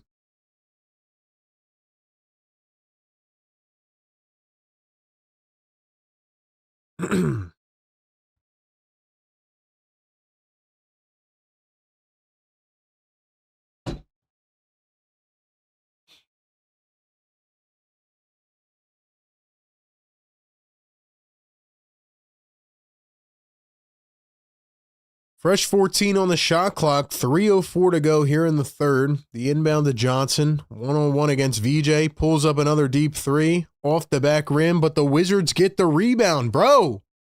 Joel, you got a rebound right now, man. Johnson dumps it to Bagley. Floats it up. And just was off the mark. Please don't make this a cardiac game. Barlow dribbles in, lays it up and in. 89 to 80.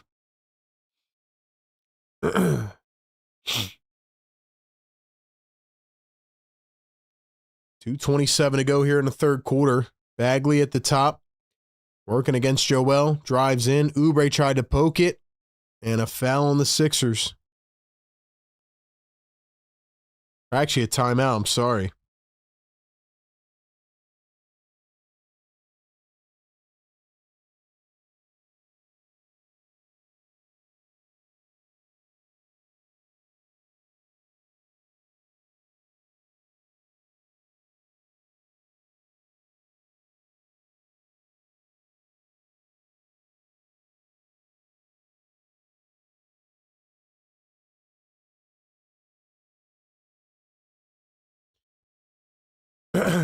$500 people in the chat, man. Hit that subscribe button. Welcome in. Thank you so much for being here, man. I'm RB. We do this every single game, pregame, live game, postgame shows, all condensed into one. Turn your stream on, kick it back, and have fun. Let me ask you guys, man, where do you like watching the game the best or listening to the game? Do you prefer the TV broadcast? Do you prefer the radio coverage? Do you prefer a show like this? What's your style, man? What's your go-to?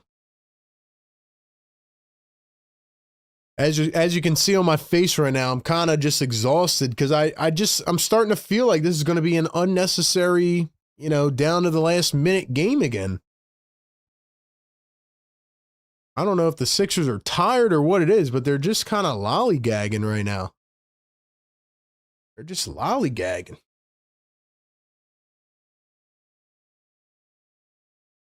Secret member for 21 months says, hit that like button. What's up, man? 336 likes right now. Get us to 500, man. Scum says all three. Smiley says this. Kyle says RB. Dom says listen to you. Watch the TV very low. Andrew says I'll take RB. There's our boy Dalen in the chat. Dalen, what's up? Typing in all caps. Like he's screaming. Rob says RB equals Rocky. Let's go, man. I like to switch between this and TV. RB, our defense is horrible. We need a better coach, and we're only up by 9. Right here with RB. I do enjoy listening to the Hornets broadcast. Dude sounds hella enthusiastic. Like he's about to pop a blood vessel. That guy's insane. I don't know how he doesn't have throat issues. Guy screams at the top of his lungs every game.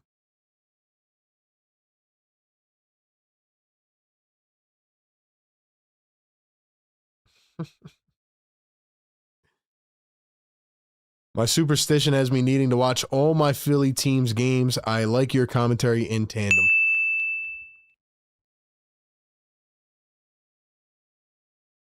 What I like best is that we can give you the analysis, the stats, all of it in real time, man, and react.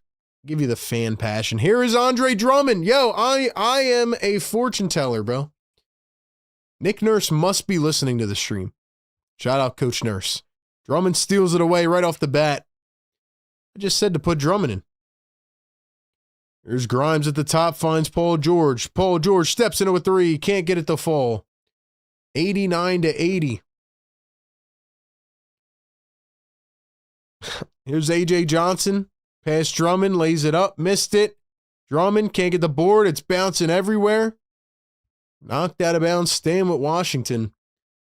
Bernard McCoy, $2 super chat says RB. 2 Embiid focused right now. Diversity. I hear you, man. I mean, Embiid's doing his thing. I think the problem is defensively. Sixers are 15th in defensive rating, and they're just not playing good defense, man.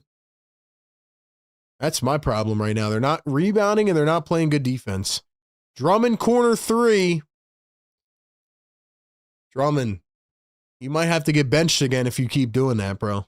Stop taking corner 3s, bro. Stop. Stop. Bagley going to find Champagny. Backdoor cut. Somehow the ball finds Anthony Gill. Champagne's on the floor. Drummond misses it, or Drummond gets the miss. And then he throws it away. Dude, are we stupid? Another missed layup and another rebound. And another block. And the Sixers have it again. Stop throwing the damn ball away. Holy crap, bro. These players need a kick in the ass right now. VJ for 3. Thank you.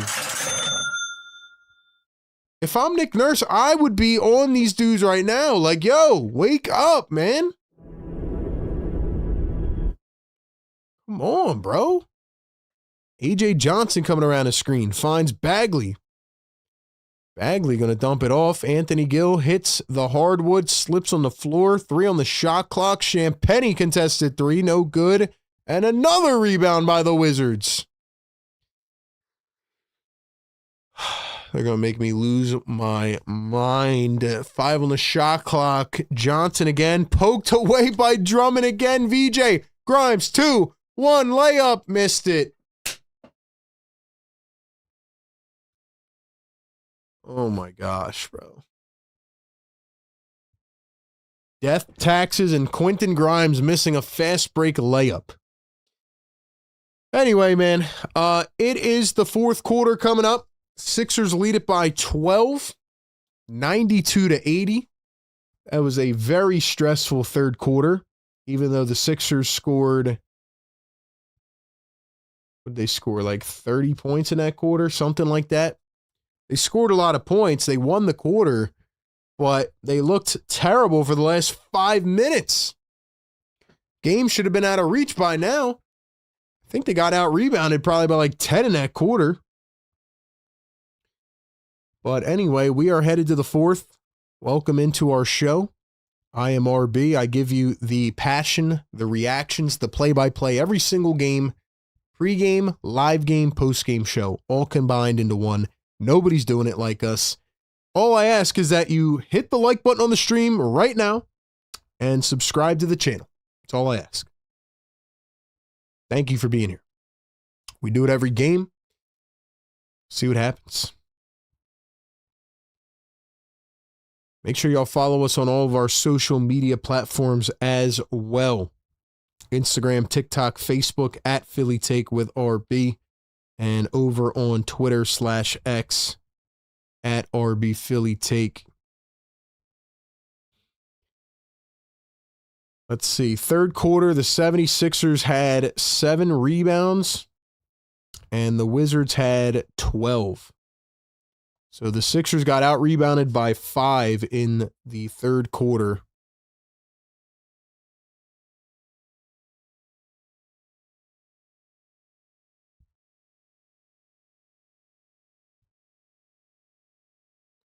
Wizards are out-rebounding the Sixers by 8. Busy Bee says, why are we not blowing them out yet? Because the Sixers like to make things difficult. They like to make things difficult.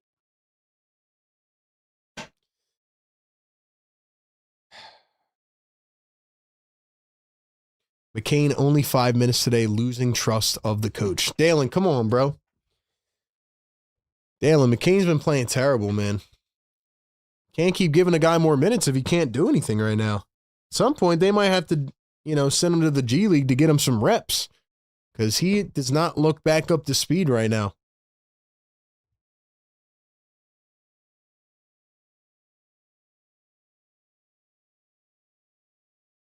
Busy says, I would love to see Embiid and Maxey get rest to one of the games in the fourth. Thank you. Exactly.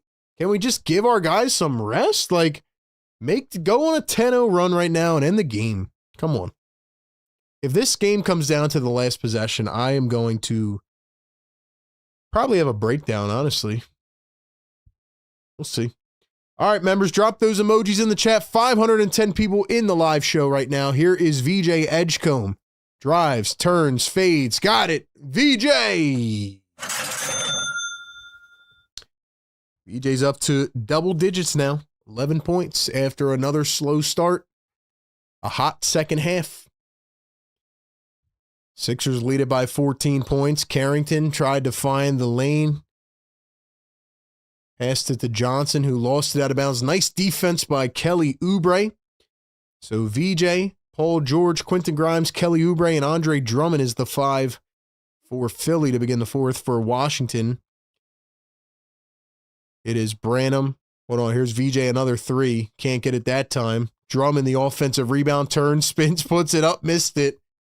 Drummond faked the pass to nobody. For the Wizards, it is Bub Carrington, Trey Johnson, Marvin Bagley, Malachi Branham, and Anthony Gill. Here's a 3-ball from Carrington. That one is short. Paul George picks up the rebound. 94-80 is our score. PG drives the lane against Gill, lays it up and in. Nice bucket by PG.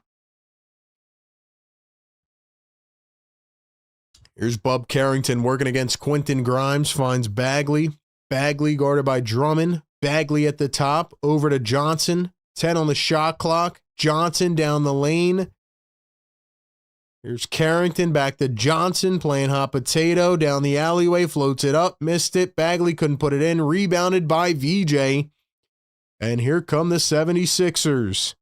VJ, the crossover, the drive, dumps it. And he was fouled. $2 super chat, Secret Underdog the Gamer. Thank you so much, man. He says, I'd pay good money to see Dalen yelling at Mr. Pump. Another game without B Pump in the chat. Finally made an appearance last game after like 3 weeks of a hiatus. And yeah, I don't know what's up with Dalen, man. He just loves screaming into that keyboard, man. He loves screaming. Grimes tried a poster dunk. And he was fouled. Yo, what's up with everybody trying posterizer dunks tonight? What's up with everybody trying poster dunks? VJ and Grimes are laughing. VJ's like, yo, don't steal my shine, bro. We got 540 people in the chat. Hit the like button right now, man. Hit that thumbs up. Hit that like button. Hit that subscribe button. Grimes going to knock down the first.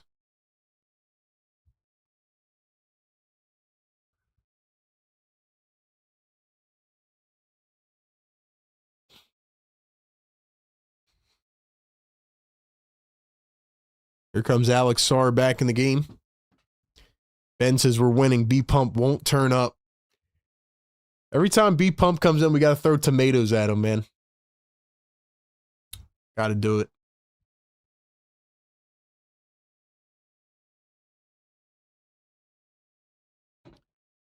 Free throw's good for the Sixers. Grimes with a pair, and they lead it by 18. Are the Sixers actually listening to RB for once? Are they actually listening?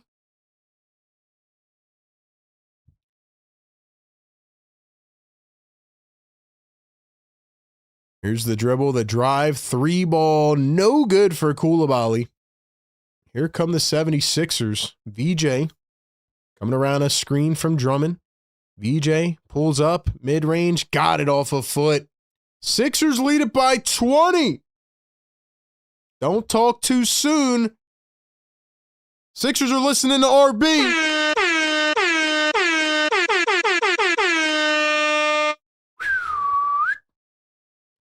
The 76ers are on an 8-0 run to begin the fourth.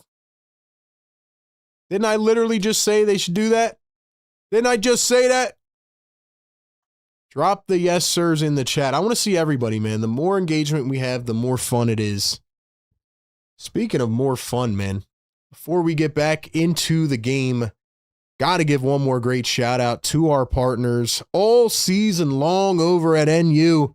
Listen, man, if you haven't checked them out yet, you want to go back to school, maybe you know someone who's looking for a college, but maybe they're working, they don't have the time, the energy, the money, whatever it is, got to check out National University, man. Send them the info. National University right now actually is offering a new scholarship called the Year of You Scholarship, which allows students to get up to $6,000 per year with one scholarship alone towards a bachelor's or a master's degree. National University is invested in your education. They provide you with all the academic resources you need, And with over 150 degree programs and a 50-year history of innovative learning, they're there to support you, no matter who you are, where you come from. They have students all over the country, over 50,000 students, over 250,000 grads. They have all kinds of different support models for working and non-traditional students. So check them out. National University last year awarded $50 million plus in scholarships to their students. Check out their flexible curriculum, online program offerings, and their newest scholarship offerings. Link down in the description or the live chat.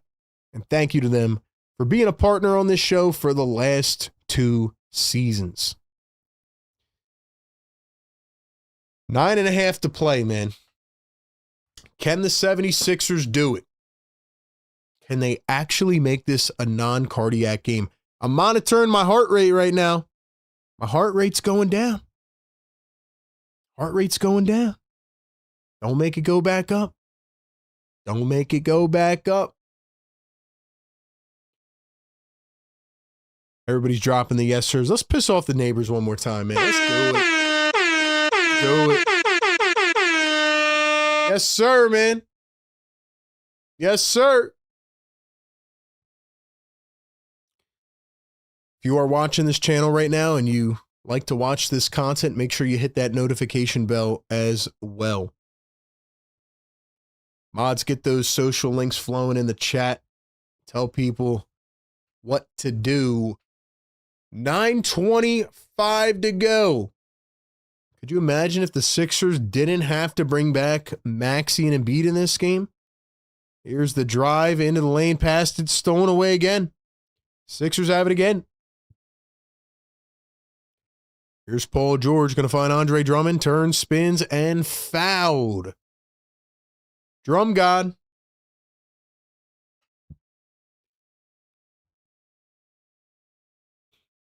First game with all of the big three scoring 20 or more points.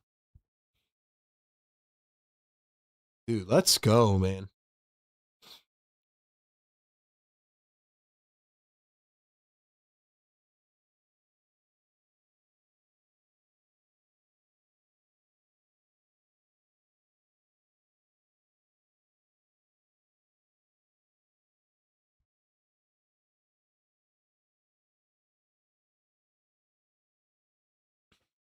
Free throw is good for Andre Drummond, 1 of 2.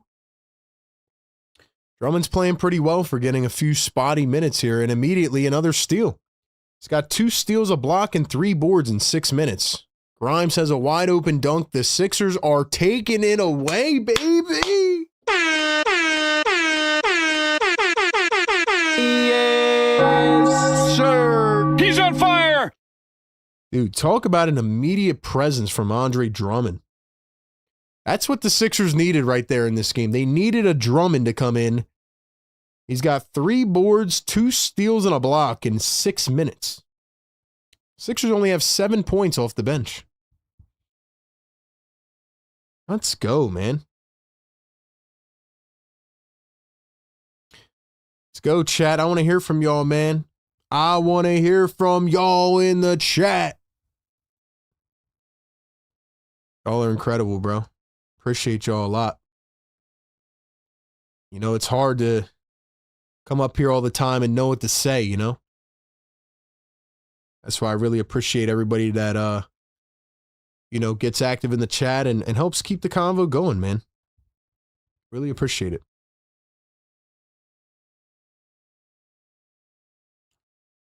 We will be live after this game for the post-game show. Don't know how long we'll do a post-game, right? Especially with a game like this where the Wizards are, you know, sitting most of their players. I mean, again, still have some talent on the floor tonight, but I just think there's, you know, I'm very happy with what the Sixers are doing themselves. That's what we need to talk about on the post-game. I don't give a crap about the Wizards. But the fact that the Sixers, like, let me ask you guys right now while I have a lot of people in the chat. Do you think this is the version that we're going to continue to see, like, of Joel, of Paul George? I did say that at the beginning, right? That we'd probably be able to talk about some other things just given, how I expected this game to go. Do you think that we're like actually back now? Like, I don't want to say it, man. You know what I mean? Like, are we getting there? Like, I think we all have in the back of our heads, like, it's not going to withhold, or it's not going to hold, like it's going to withhold, and it's going to, something's going to happen, right? I won't jinx it, but I just feel like right now, like, they're finding a good groove. I'd love to see them go like 10 games above 500. RB is the voice of the Sixers. Wow, that's very kind of you, Sport Clips. That's very it's very humbling, man. I don't think I'm there yet, but I appreciate that, man. Like I said, we try to give the coverage for the fans, We're trying to change the game a little bit, so appreciate you.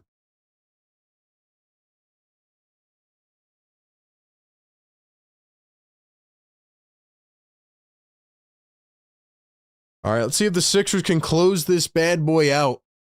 We have a foul on the floor. I think it's on Andre Drummond. Don Boyle gifting a Philly Take membership.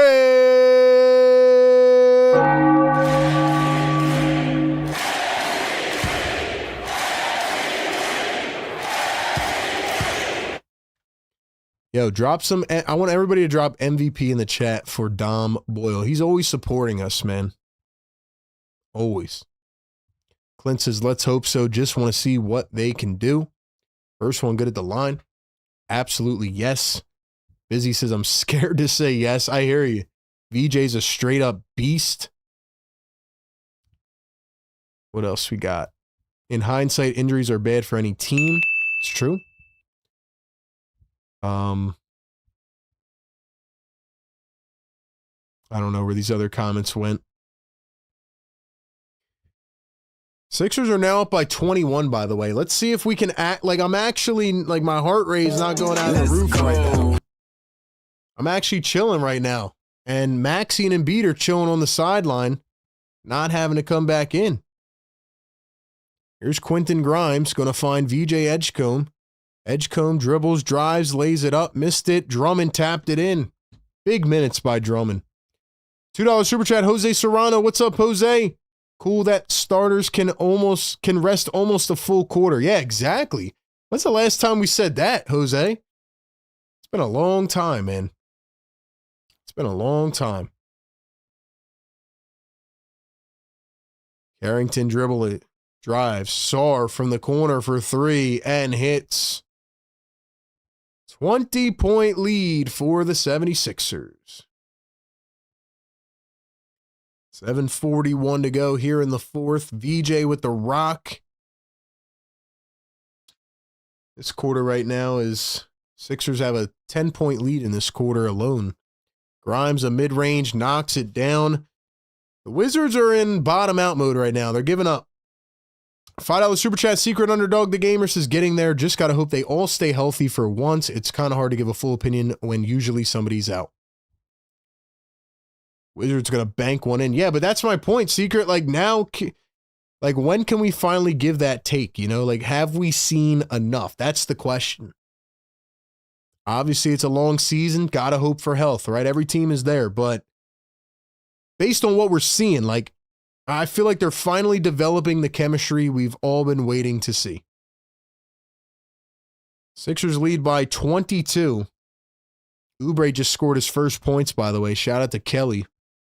3-ball from Koulibaly. Missed it. Wizards get it back and an easy dunk for Bilal Koulibaly.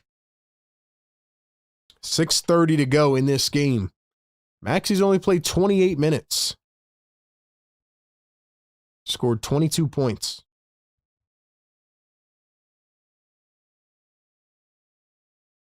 Edgecombe going to find Quentin Grimes, 6 on the shot clock. Grimes a step back. Finds Paul George. George went quiet in the second half. Haven't really heard from him. Wizards down the other end. Paul George gets the miss. Goes behind the back. Okay, PG. Okay, PG. Vintage. Vintage. He's fouled at the rim. Paul George at the line for 2. But yeah, that's my question, man. Like, are the Sixers doing enough right now to make you think, okay, if they're fully healthy, that they can be a contender? Because now I don't think we have any question, right? There's no question on the fit. It's just, can you stay healthy? Really, that's our only question, as always. But before, I feel like Joel Embiid had to carry the whole damn team. Now it's like they have so much talent, man.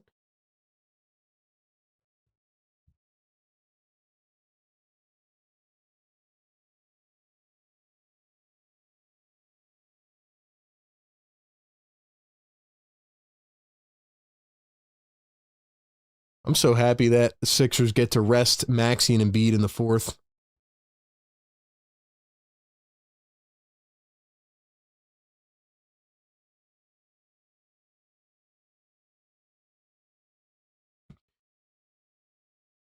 Hey, man, thank you all for being here. I really appreciate it. Some big games are coming up. 550 people in the chat. Sorry, the turnaround fade gets it to go. If you guys weren't here earlier in the show, I mean, obviously we'll be here for the post-game show, but Friday night, I'll have somebody filling in for me, and Sunday, I'll be covering the Eagles playoffs. So I'll be going for the next 2 games, but we've hit every game this season. So we're going to keep it up all season long. No worries. Make sure you support our guy JJ on Friday in here. He'll do a great job. And there goes Malachi Branham with a bucket. So it is a 17-point lead. John Morose says, love this for the group. They're on the right track. And we have a timeout, Philly. We had to learn how to sustain holistically without Joel and PG. They've superseded what we needed then and later. Good point. Good point. Finally, no cardiac, man. Finally. Ladies and gentlemen, hit the like button, subscribe to our channel. We need 2 more. Who's it gonna be? I think our main question earlier in the year was obviously the health, but like, would they actually be able to play a full game? Remember at like game 15, I was screaming in the postgame saying, yo, are we ever going to get rid of these minute restrictions? Because the 76ers do this thing where they don't tell you what the plan is, and they leave you up to guessing. Last year, they tried to tell us the plan, and then they looked like fools, egg on their face, and they're like, you know what? We're just not going to tell anybody the plan anymore. So that left us hung out to dry, like, all right, well, hopefully, hopefully they'll be able to get rid of these minute restrictions. And ever since they got rid of those and they started playing more together, it's been very promising, to say the least.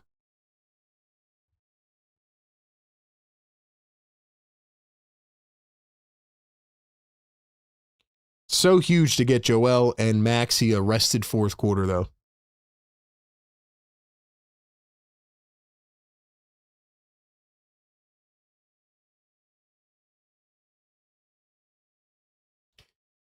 All right, 5:04 to go. VJ going to chop a 3. That one is short. McCain is back in now. Getting McCain a little extra burn here. Here's the dribble and the drive. Johnson can't get it to hang in. Is that Maxey? Why is he back in the game? Edwards is fouled. Yo. Why is Maxey back in the game?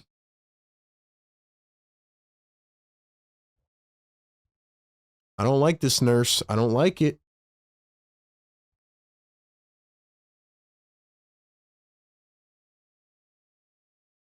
Don't like it at all.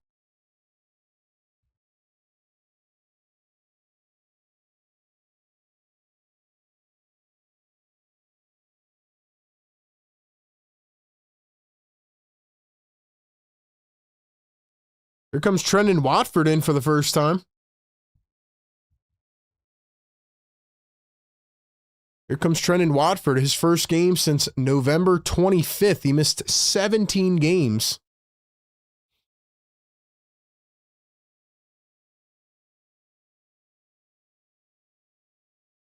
Nurse doesn't trust an all-bench unit. I just don't know about Maxey coming back in this game, honestly. Especially him. He has the most minutes played in the NBA. I don't know. A.J. Johnson launches a three. Can't get it to go. Out of bounds. Just being honest.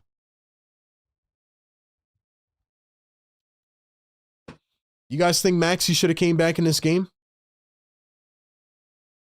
You're telling me VJ and Jared McCain can't run the second unit, or Grimes? 111-93. Now Maxey comes off the floor. So I think Nurse once again heard me on the stream here. Drummond wide open, corner three. Drummond! So he brought Maxey in for 1 minute and then took him out. Don't really understand that. Maxey is out.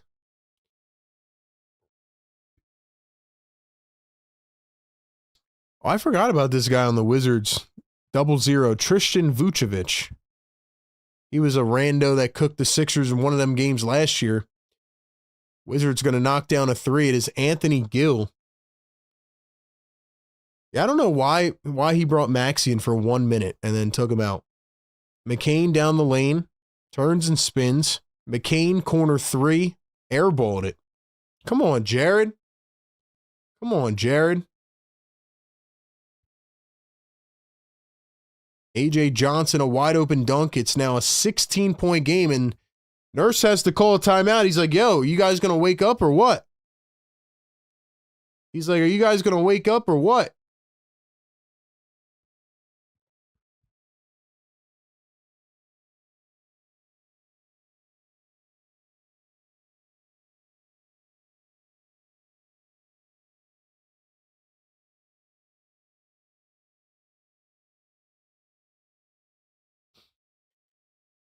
.600 people in the live chat. Welcome in to the Sixers Game Day live show. I am your boy, RB. Hit the like button, sub to the channel. We hit 50.5. Let's go.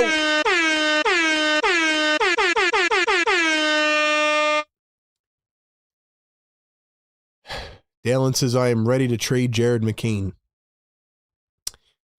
Here comes Overreaction City. Put Maxey back. They might have to put Maxey in now. McCain was a flash in the pan. I can't say that, man. That's not fair. Guy had a torn meniscus, and then he tore his thumb. It's not really fair, man. I don't get why he put Maxey in for a minute, and then he took him out. I don't understand.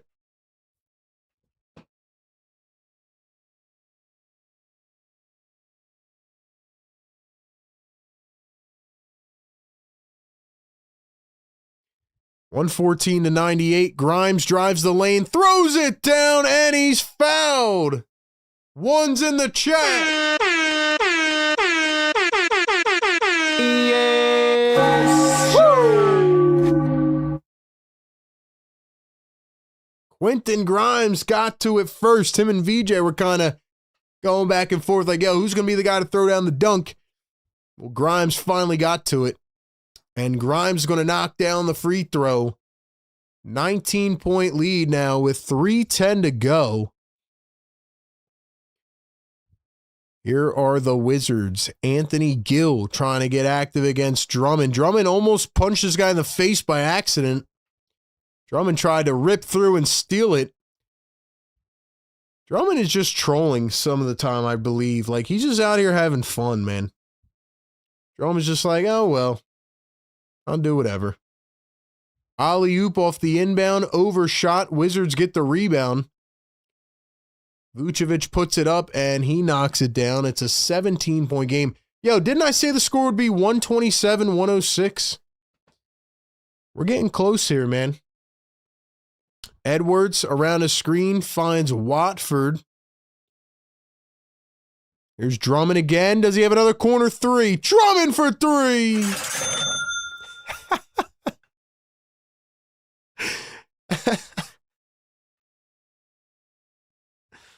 Funniest player in the NBA, man.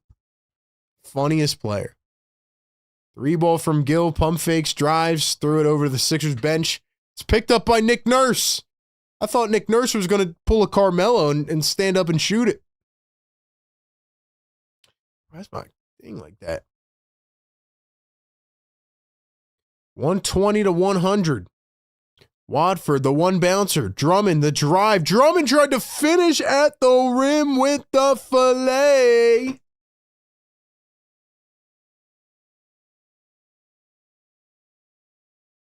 Let's go, man. Give me my prediction, man. Give me my prediction. At this point, we're just watching Andre Drummond chop threes in the corner. Drummond going to knock down the first free throw. Got 560 people in the chat. Hit the like button right now. Subscribe to the channel. Somebody unsubbed. One of the frauds in here unsubbed. Let's go. Hit that sub button, man. Let's go. Let's wrap this one up, boys and girls. So we can play the song. 2:08 to go.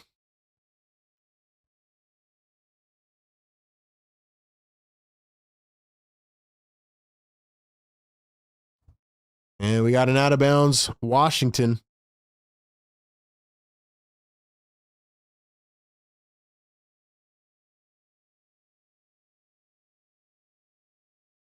Here comes a Dembona back in the game.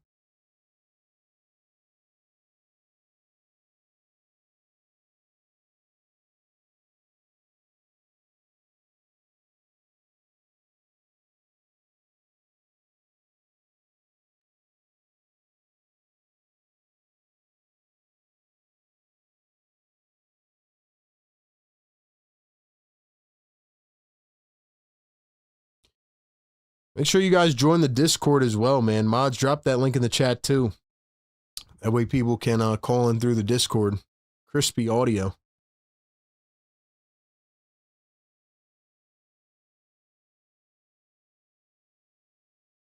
Sixers lead by 24. After the free throws, here's a three from Carrington. He knocks it down.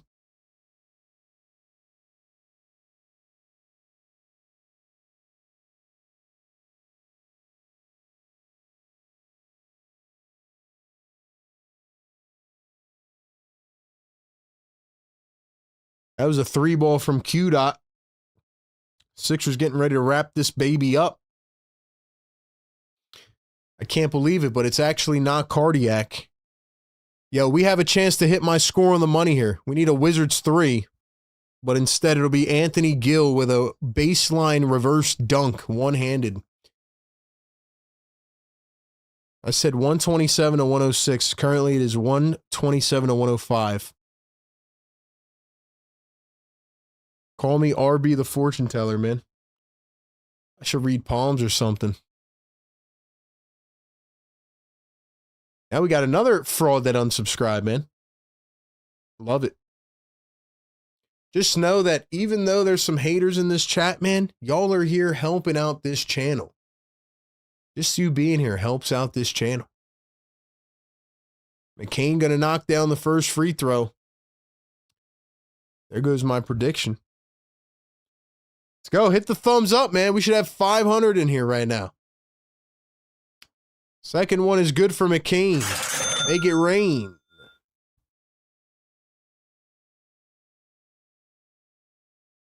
Three ball from Washington, and it goes again. Too little, too late for Bub Carrington.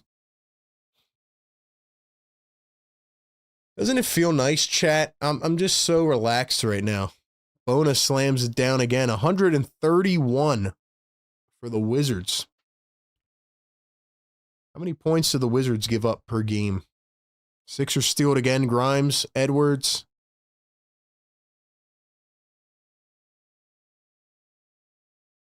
You know what, man? It's been a while since we've been able to drop the W's this early in the chat. So start dropping the W's, man.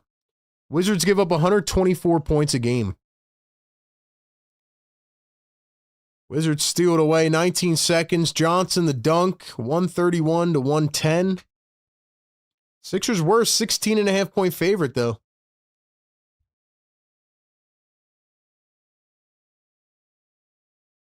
Drop those W's in the chat.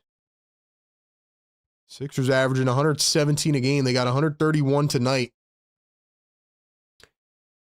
And the 76ers are going to win. I was very close, man.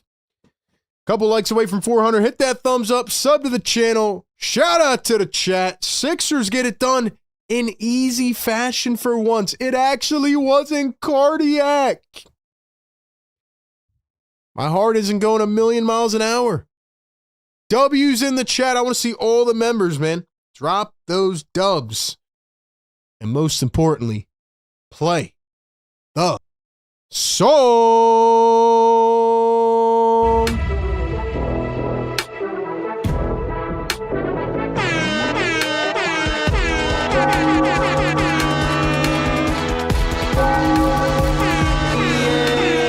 He's on fire!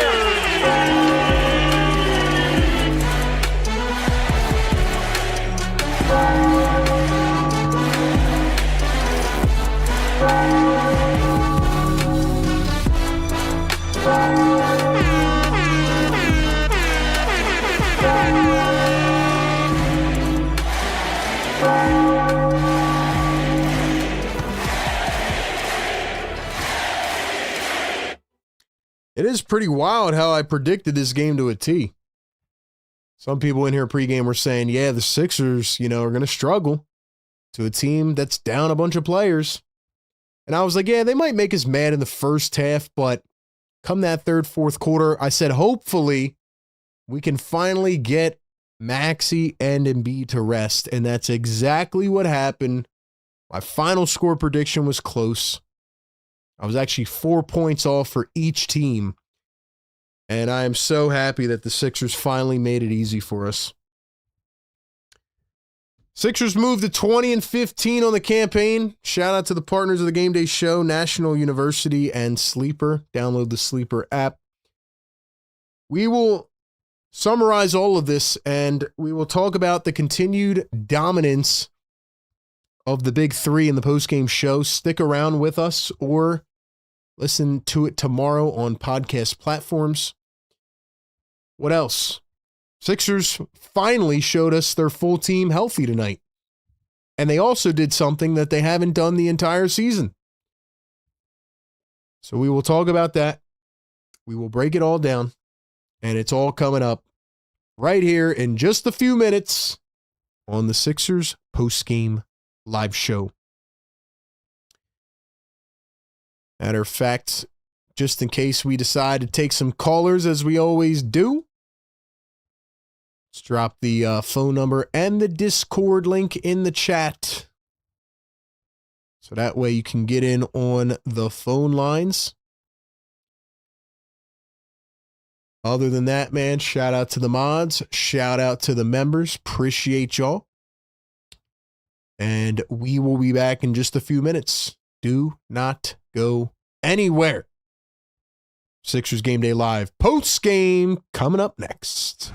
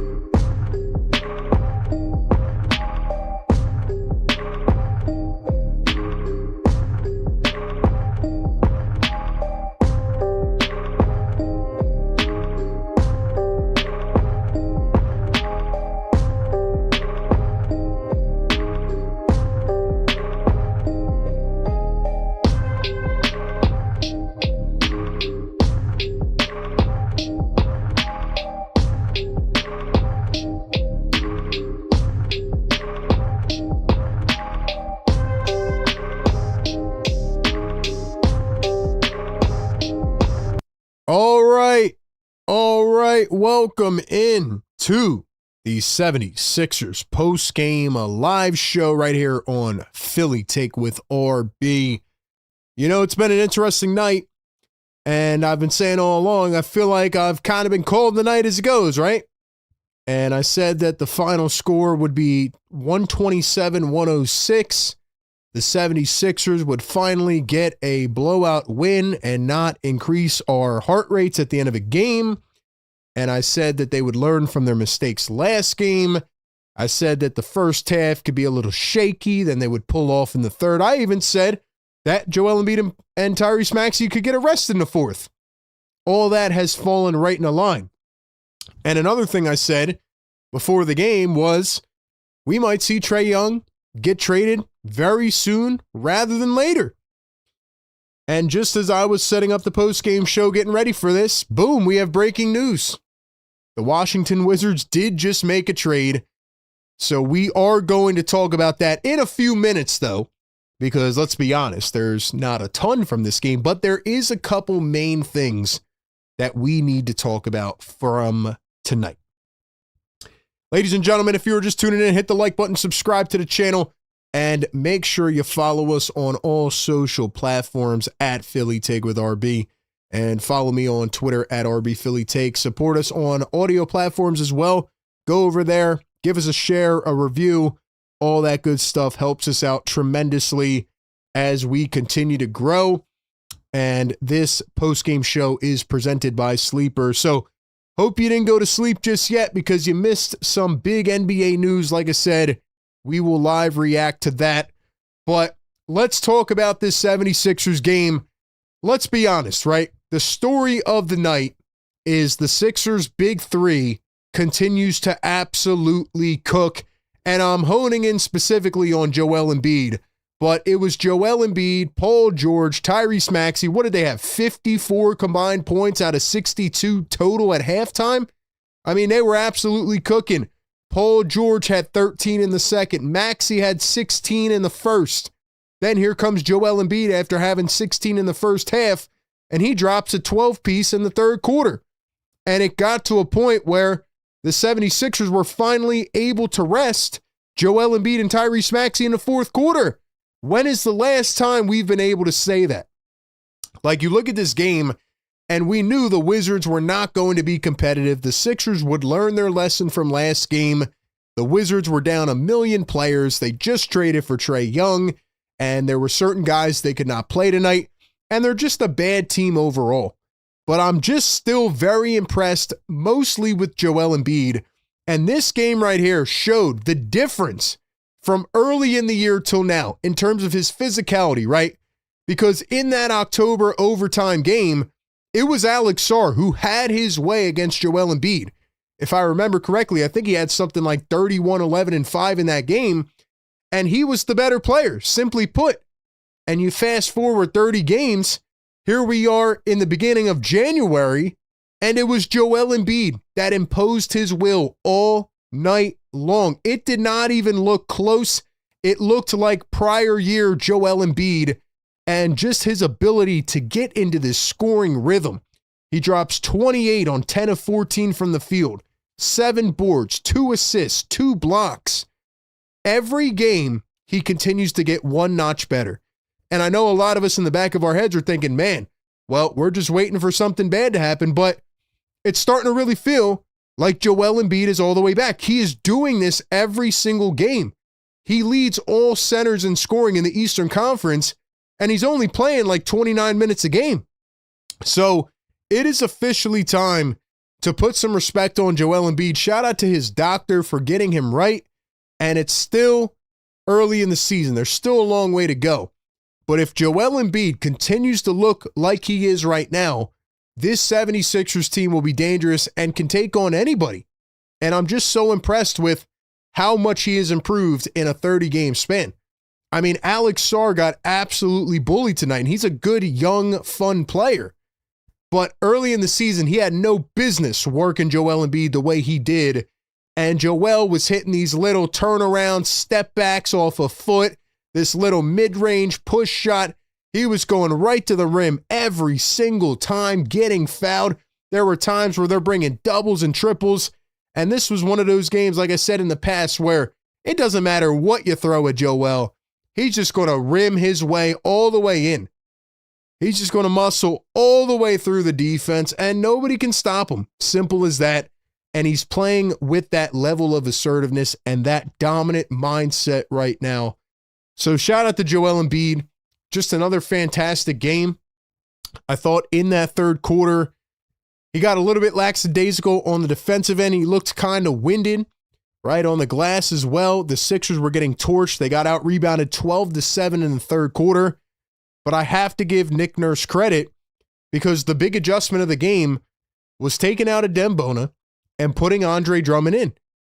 And Drummond is a guy that we have not seen in about 4 or 5 games now. And he comes in cold, and in 6 minutes, he had 2 blocks, a steal, a couple rebounds. He was fantastic. The bench had 2 points at halftime. And Andre Drummond comes in, and he finishes the game in 12 minutes with 11 points. 3 of 6 from the field. He hit a couple threes. Drummond, I mean, in this game, yeah, you can take him. But in a regular game, he's kind of got to chill out. And he's trying to rip through a ball screen. And he's trying to like almost ram into guys. Drummond is just the funniest player, man. He just goes out there and trolls. But 11 points, 4 boards, an assist, 2 steals, and a block in 12 minutes. I thought Andre Drummond's presence and Nick Nurse's adjustment really changed the game. Because it did feel for a little bit like the Wizards were starting to build that momentum back. I mean, in the first quarter, it was 37-30. Then in the second quarter, Wizards kept it close. And, you know, that second quarter was crazy because the Washington Wizards actually started the quarter on an 11-0 run. And then after that, the Sixers went essentially on I guess it was a 25-15 run. And, you know, it felt like they were going to collapse in that second quarter. Mostly because Joel Embiid had went to the bench. This game felt very like 2021-esque. It gave me flashbacks of when Joel Embiid was 90% of the team and he would come off the floor and immediately the opposing team would go on a 15-0 run. Like that used to happen every single game. And a lot of people kind of forget that because they have recency bias. But Joel has been, you know, shouldering the weight of this franchise for a very long time.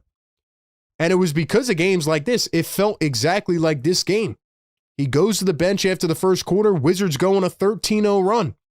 Then the Sixers have to come back. And I thought Paul George did a really good job of breaking that run. Hit a couple tough, deep mid-range shots off the bounce. I'm still a little confused because, you know, they run a lot of two-man action now for Maxey, right? They're getting him open. They're getting VJ open off screen. Same thing with Grimes. Why don't they run more sets for Paul George? Paul George, I thought, had a very efficient game tonight. 23 points, 4 boards, 5 assists, 2 steals, and a block. He had 4 triples, and anytime you needed him to answer the call, he did, especially in that second quarter when they needed it. And I feel like most of his points just come off, you know, isolation on the perimeter. I think they need to run a little bit more offense for Paul George. VJ Edgecombe started this game out ice cold, and he comes back after starting 1 of 6, and he goes 3 of 7 to end the game, but he still contributes in other ways. I'm just so impressed with the way VJ handles his business night in and night out.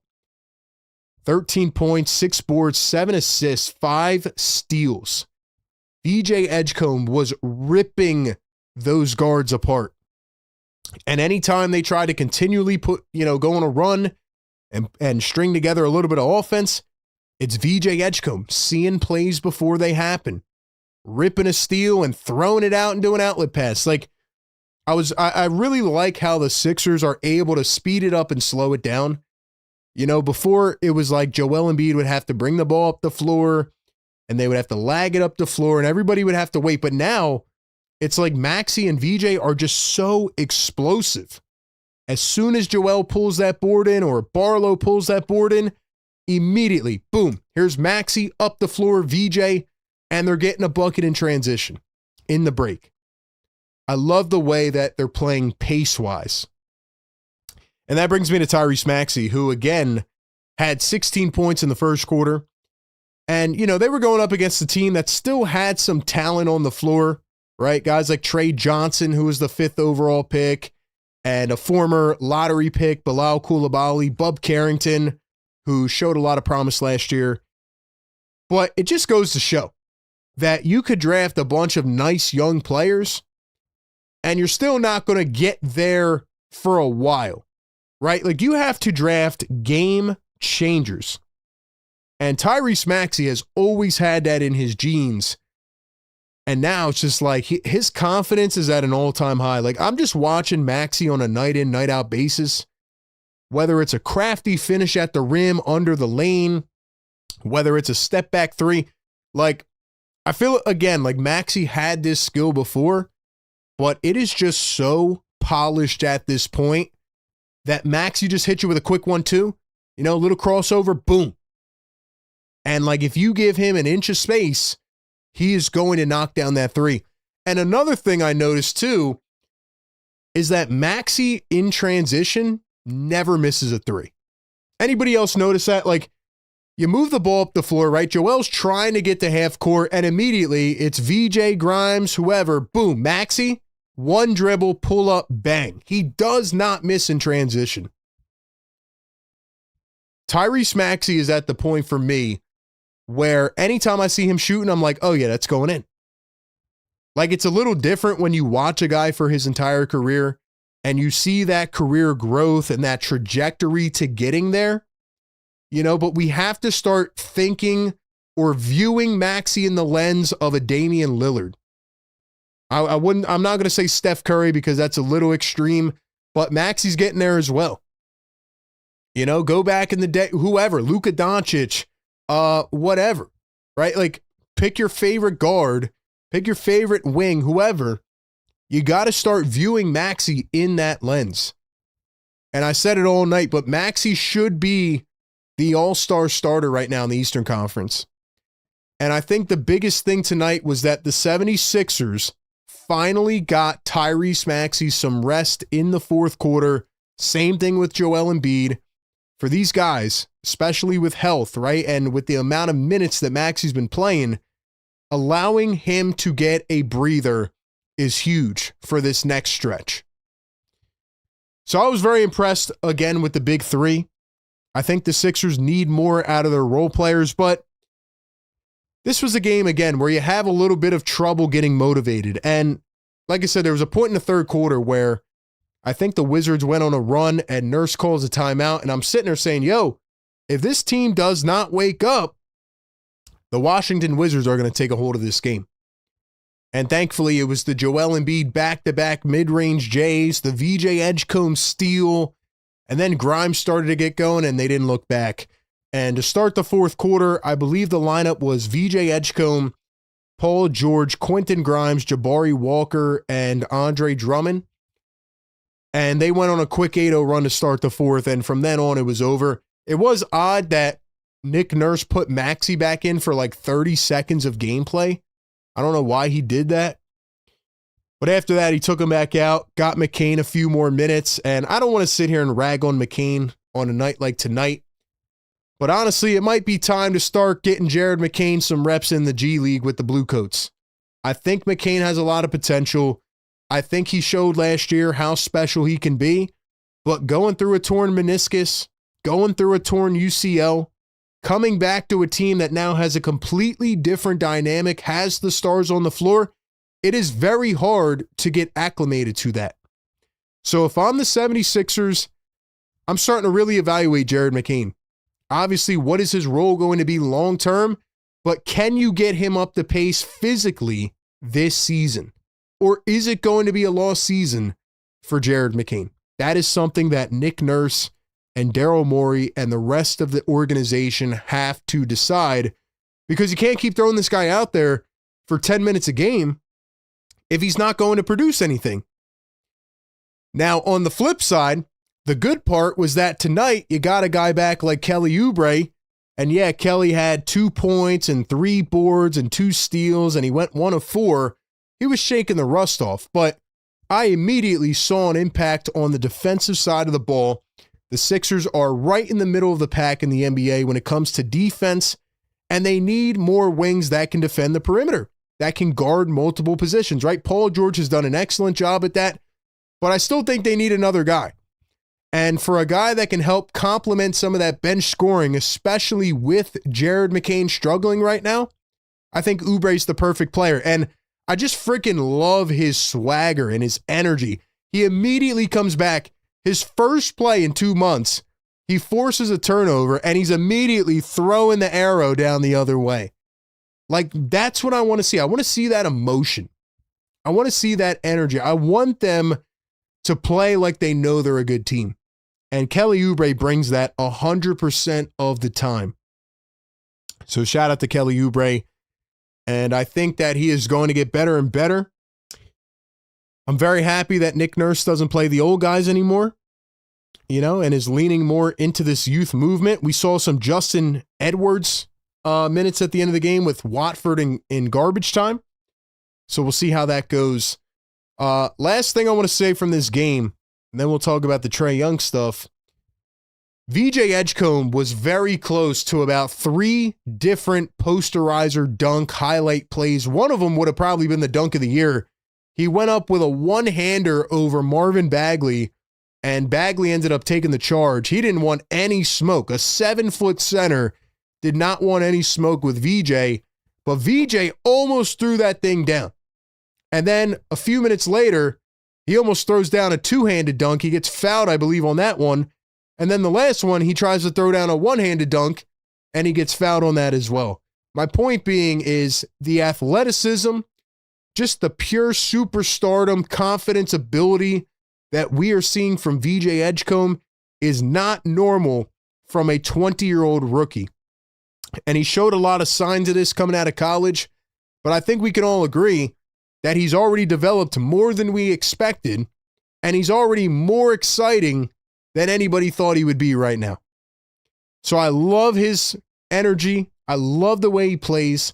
And eventually, VJ Edgecombe is going to throw down one of those monster highlight dunks, and it is going to go crazy all over the internet because I could just see it. He has been so close this season. Matter of fact, tonight, you had Grimes almost throw one down. VJ's laughing. He's whispering to Grimes like, yo, don't take my shine. And then Grimes ended up throwing one down later in the game. So just that alone, I think VJ Edgecombe is going to come back maybe next game and throw down a monster dunk. Other than that, man, everything I expected. 76ers pulled away late. They beat down on the Washington Wizards. And that's really what happened, man. I'm excited about the big three. I guess my question is, what do you think about their chemistry? Do you think that this can sustain itself? Do you think that this can continue? And, are they back? Is this legit? That is my question. What we're seeing right now in this 6-7 game span, especially from Joel Embiid, like, is this the team that we all envisioned? Is this the team we've been waiting to see? That is my question. So if you want to chime in, get in on the phone lines. Maybe we'll take a few calls. Before I get to the phones, though, all right, first off, I want to talk about the Trae Young thing, but we got to award the player of the game. Who gets the player of the game tonight? Is it Paul George? Is it Joel Embiid? Is it VJ Edgecombe, Tyrese Maxey? Maybe even Andre Drummond, who kind of swung the momentum there. I want to give it to Maxey or PG, but I'm just really pumped with the way Joel Embiid is playing. Joel Embiid is playing his butt off right now. And every game, he gets one step closer to looking back to himself. I have to give it to Joel, man. He played very efficient tonight. He didn't force a lot of shots, and he also set the tone, right? He comes out in this game, and he and Sarr did not match up in the second matchup because Sarr did not play. And in the first matchup, he got cooked by Alex Sarr. Simple as that. And I said in the pregame show, Joel was coming for a revenge game. And he comes out here and he drops 28 Gets to the free throw line, 7 boards, 2 blocks, goes 10 of 14, and he sat the entire fourth quarter.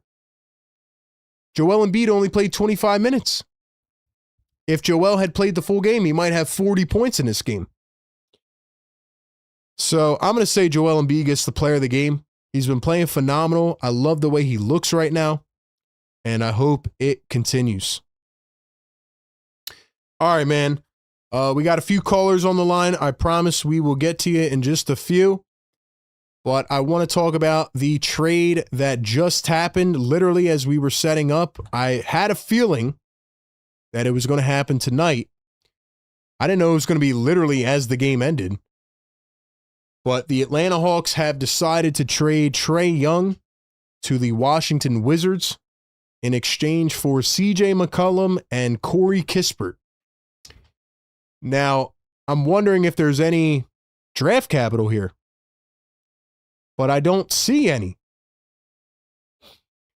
First off, I'll say this. If they didn't get any draft capital here, then the Atlanta Hawks are insane. I know Trae Young has been kind of coined as this inefficient offensive threat, and I said it myself earlier in the show. I don't know where Trae Young fits, and I think that he's trying to essentially, I don't want to call it career, poison, but you're going to Washington. No offense, but Washington can't figure it out. And Washington also has a ton of exciting young core. Finally, they have all these young guards that they're trying to work with. So I don't really understand the move from Washington's standpoint. But with all that being said, I mean, Trae Young has led the league in assists. He's been up there at the top of the league in scoring. I don't know how many All-Star games he's made, but definitely several. So if Atlanta did not get any draft capital in this trade, I mean, that is a crime. Now, they did get CJ McCollum and Corey Kispert. I like Corey Kispert. I've always liked him. 3-and-D guy, 3-and-D wing. I believe he just signed an extension. What was it, last year or this year? Good young player. I feel like he's been stuck in Washington for a while. And then CJ McCollum at this point is just getting passed around team to team. I believe he's 33 years old, kind of at the end of his rope, but he can still play, can still drop, 18, 20 points on a certain team. And, he's a vet that knows how to fit in. But if the Atlanta Hawks did not get any draft capital back for a guy that has been a multiple-time All-Star, I just think that is a bad trade. Now, again, they had new front office and ownership come in this offseason, new front office, I'll say, and they kind of have a different direction they want to go in. They see the emergence of Jalen Johnson, and they're looking at all this, and they're saying, you know what? We play more efficient without Trae Young. I agree with them. But is the value that low? And I said this earlier in the stream, I think teams don't want to take on these max contract players anymore. I mean, obviously there's certain players you would trade for, right? But you're seeing how the good young teams are building. Draft capital is at an all-time high in terms of value. I don't think teams want to part with any picks. That's why we also have not seen any trades this season yet. Plus, you take into account the apron rules and, all these different financial restrictions. It gets very hard to trade star players.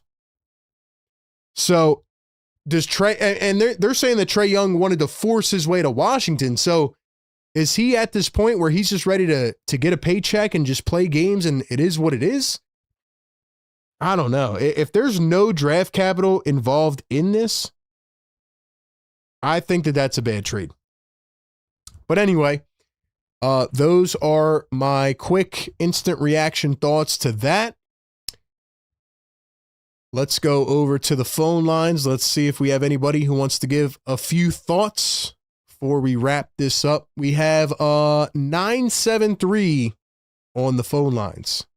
973 on the phone. What's going on? Yo, RB, what up? Yo, what's up, man? Yo, can you hear me? Yep, I got you, man. What's your name? Where are you calling in from, bro?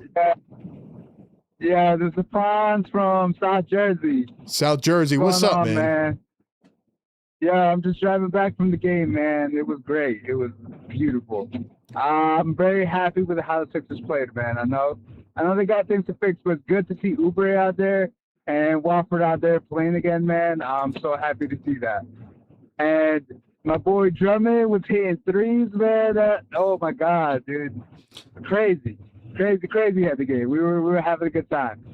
Yeah, man. I mean, you're beating down on a team that you knew you were probably going to beat, right? But just seeing Joel out there doing his thing, man, it's inspiring, man. I hope they can get it back together. Now it was good to see him back out there, and I know they should have beat up on them, but I was happy to see that after the game with the Nuggets. You just don't know what to expect no more. But I mean, I'm glad that they went out there and did what they had to do, man. They did what they had to do, and it was fun to see, man. It's always good to see a win, and I'm happy. I'm happy that they're playing like they should, and I'm happy to see Oubre out there and Wofford out there again. I think that was the best thing about the game was just seeing them back out there, just playing healthy again, just being out there. Absolutely, man. Yeah, first time this season that we've seen the team at full health. Yeah, man, for sure, man. And I'm excited about these next games, man. I honestly think they could go 5-0, man. I've seen the post you put up there. I think they're gonna go 5-0, man. I'm hoping for that, man. I think they slept a little bit. They took the Nuggets a little easy, and I'm not too worried about that loss because I think they're gonna bounce back, man. I think they just they took it too easy. It happened before. I think they beat the Golden State last year. With Grimes putting up 44 points. It happens. It happens. I don't think it's a big deal.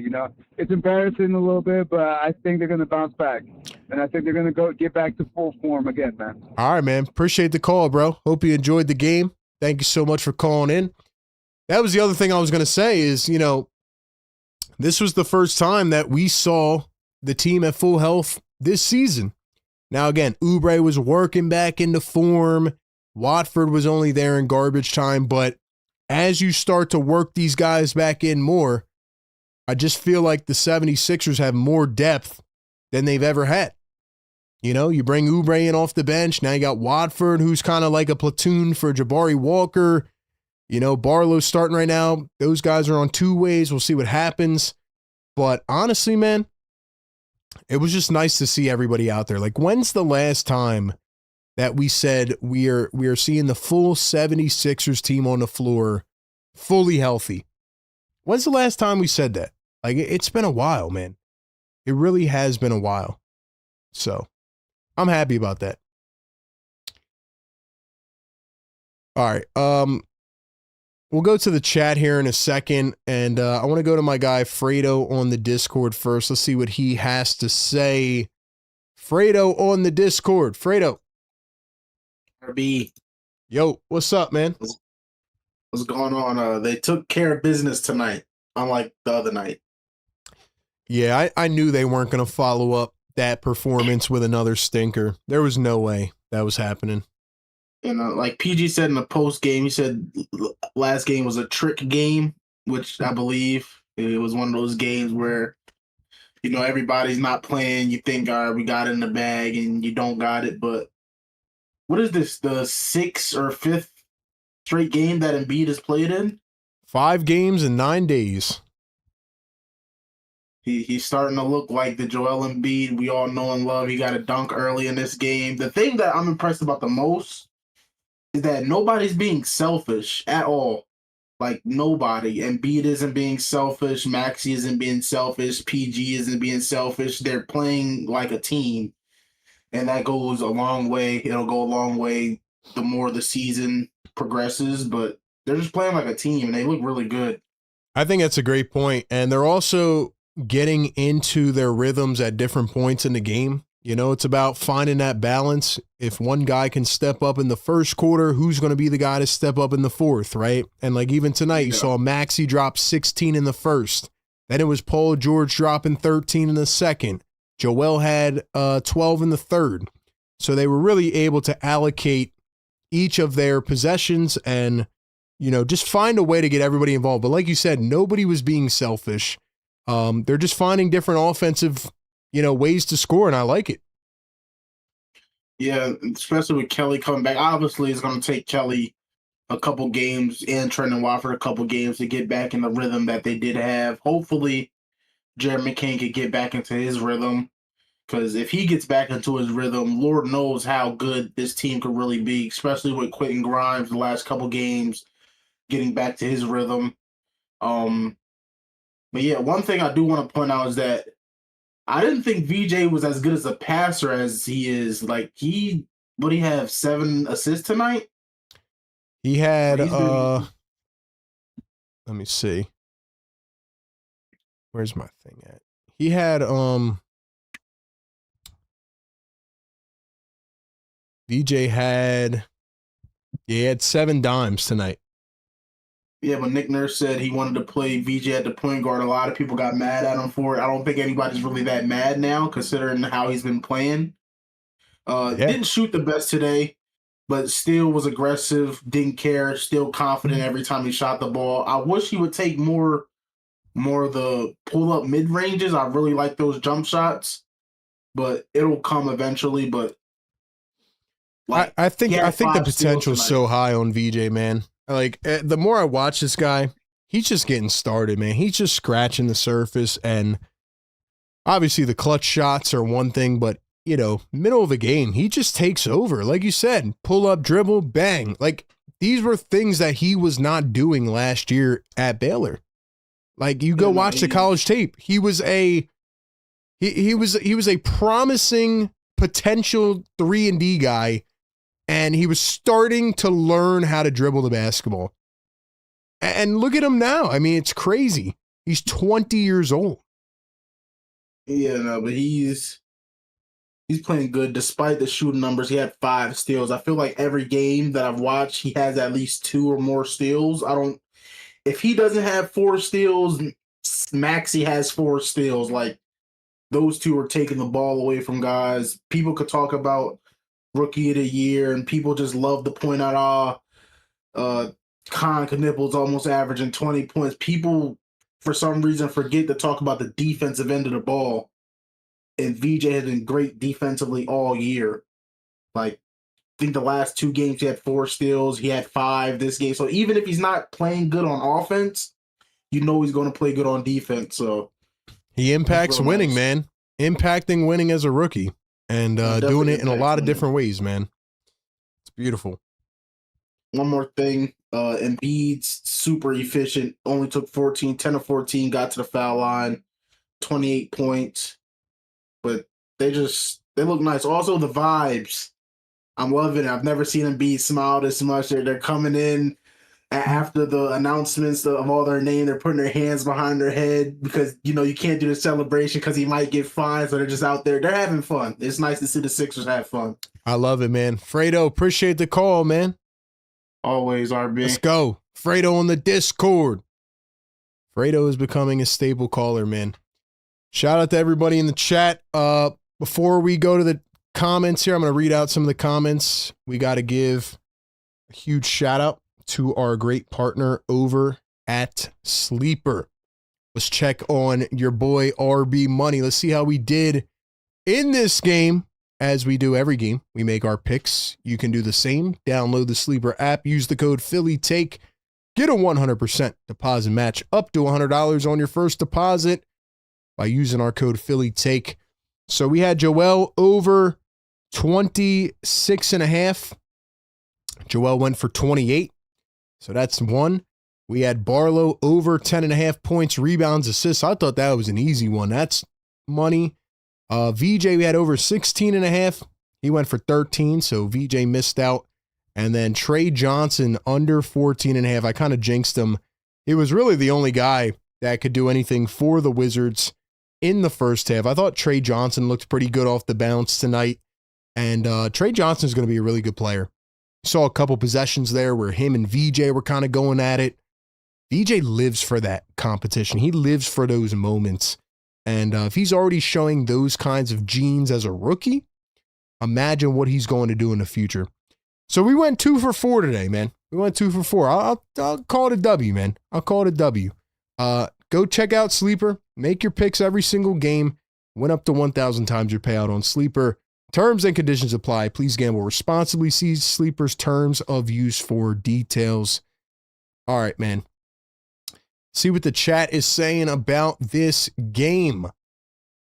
We have Ben who says, big love for Andre Drummond. What else? Dom says Trey was loved like that in Atlanta. Who else? Karen says, I can imagine the fans are bummed. Who's bummed?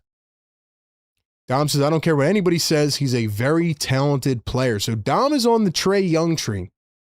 Dom thinks Trey Young's a good player. I think he's a good player, but I think you have to build a certain type of roster around Trey Young. And I don't understand why he wanted to go to the Wizards. And I don't understand why the Wizards wanted him. I thought I remembered a clip one time of Trey Young saying he would never want to leave Atlanta, but it seemed like at this point, I think he had missed like 6 or 7 straight games, that it got so bad he wanted to get out of there ASAP. Like, this report just came out yesterday, and all of a sudden, here we go. One day later, Trey Young is in Washington. First trade of the season. So it sounds like behind the scenes, things got ugly. And I know Atlanta got a new GM this offseason. I forget his name, but, you know, he made that trade with the New Orleans Pelicans, and he kind of rebuilt that roster. And you know what? I'll be honest, and I guess we'll end it off with this, but I kind of respect that GM.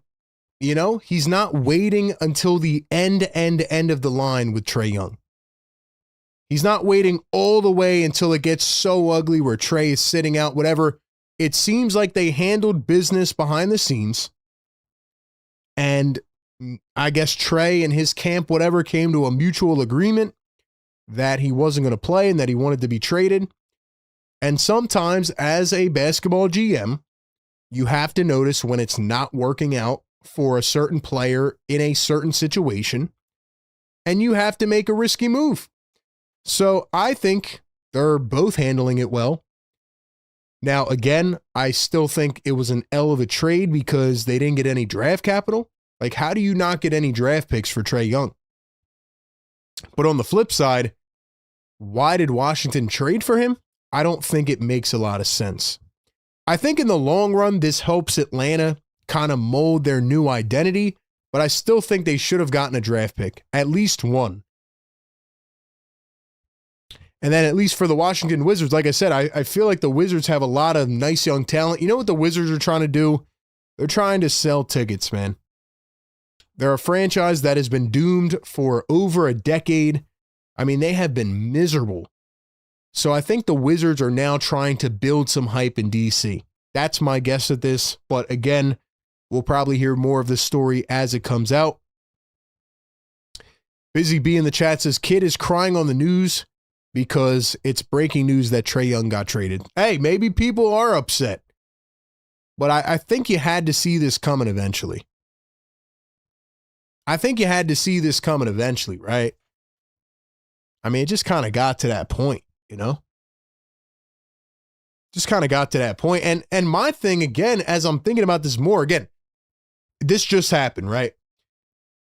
But I'm thinking about the players that Washington has. Now, again, Corey Kispert, really nice piece. I think he's going to fit in well in Atlanta. But, you know, you couldn't have got Trey Johnson, but you probably could have got like a Keyshawn George or a Bub Carrington maybe. I don't know. I feel like they didn't get enough for a guy. How many All-Star games has Trey Young made? Hold on, let me look it up. Trey Young has been in the league, I think, for 7 years now. I'm going to guess he's made like 4 All-Star games, right? 4 NBA All-Star games, yep. And he was on the All-Rookie team in 2018. Obviously, you had that like classic draft discussion with Trey Young and Luka Doncic, the trade, and Atlanta shouldn't have made the trade, whatever. But Trey Young was a very accomplished player for the Atlanta Hawks. I mean, he gave a lot to that franchise. He was in the play-in for a couple years, and you know, I mean, I said this earlier in the show, it's going to make me mad again, but the peak of Trey Young's Atlanta career was 2021. when they took down the 76ers in the second round. And I don't want to talk about that series ever again, but it's just very crazy that was the pinnacle. You know, they ended up firing Nate McMillan, I think, the next year, and then it all went downhill because they weren't that good. Sixers should have won that series. All right, RB, stop it. Stop it. Anyway, man, that's how I feel about all that. Other than that, the 76ers get a much-needed win. 76ers win it 131-110. And that's really all I got on this show, man. Sixers will play the Orlando Magic on Friday night, and then they have a back-to-back with the Raptors on Sunday and Monday. Like I said, I will not be here for Friday night or Sunday because I'll be covering the Eagles game on Sunday.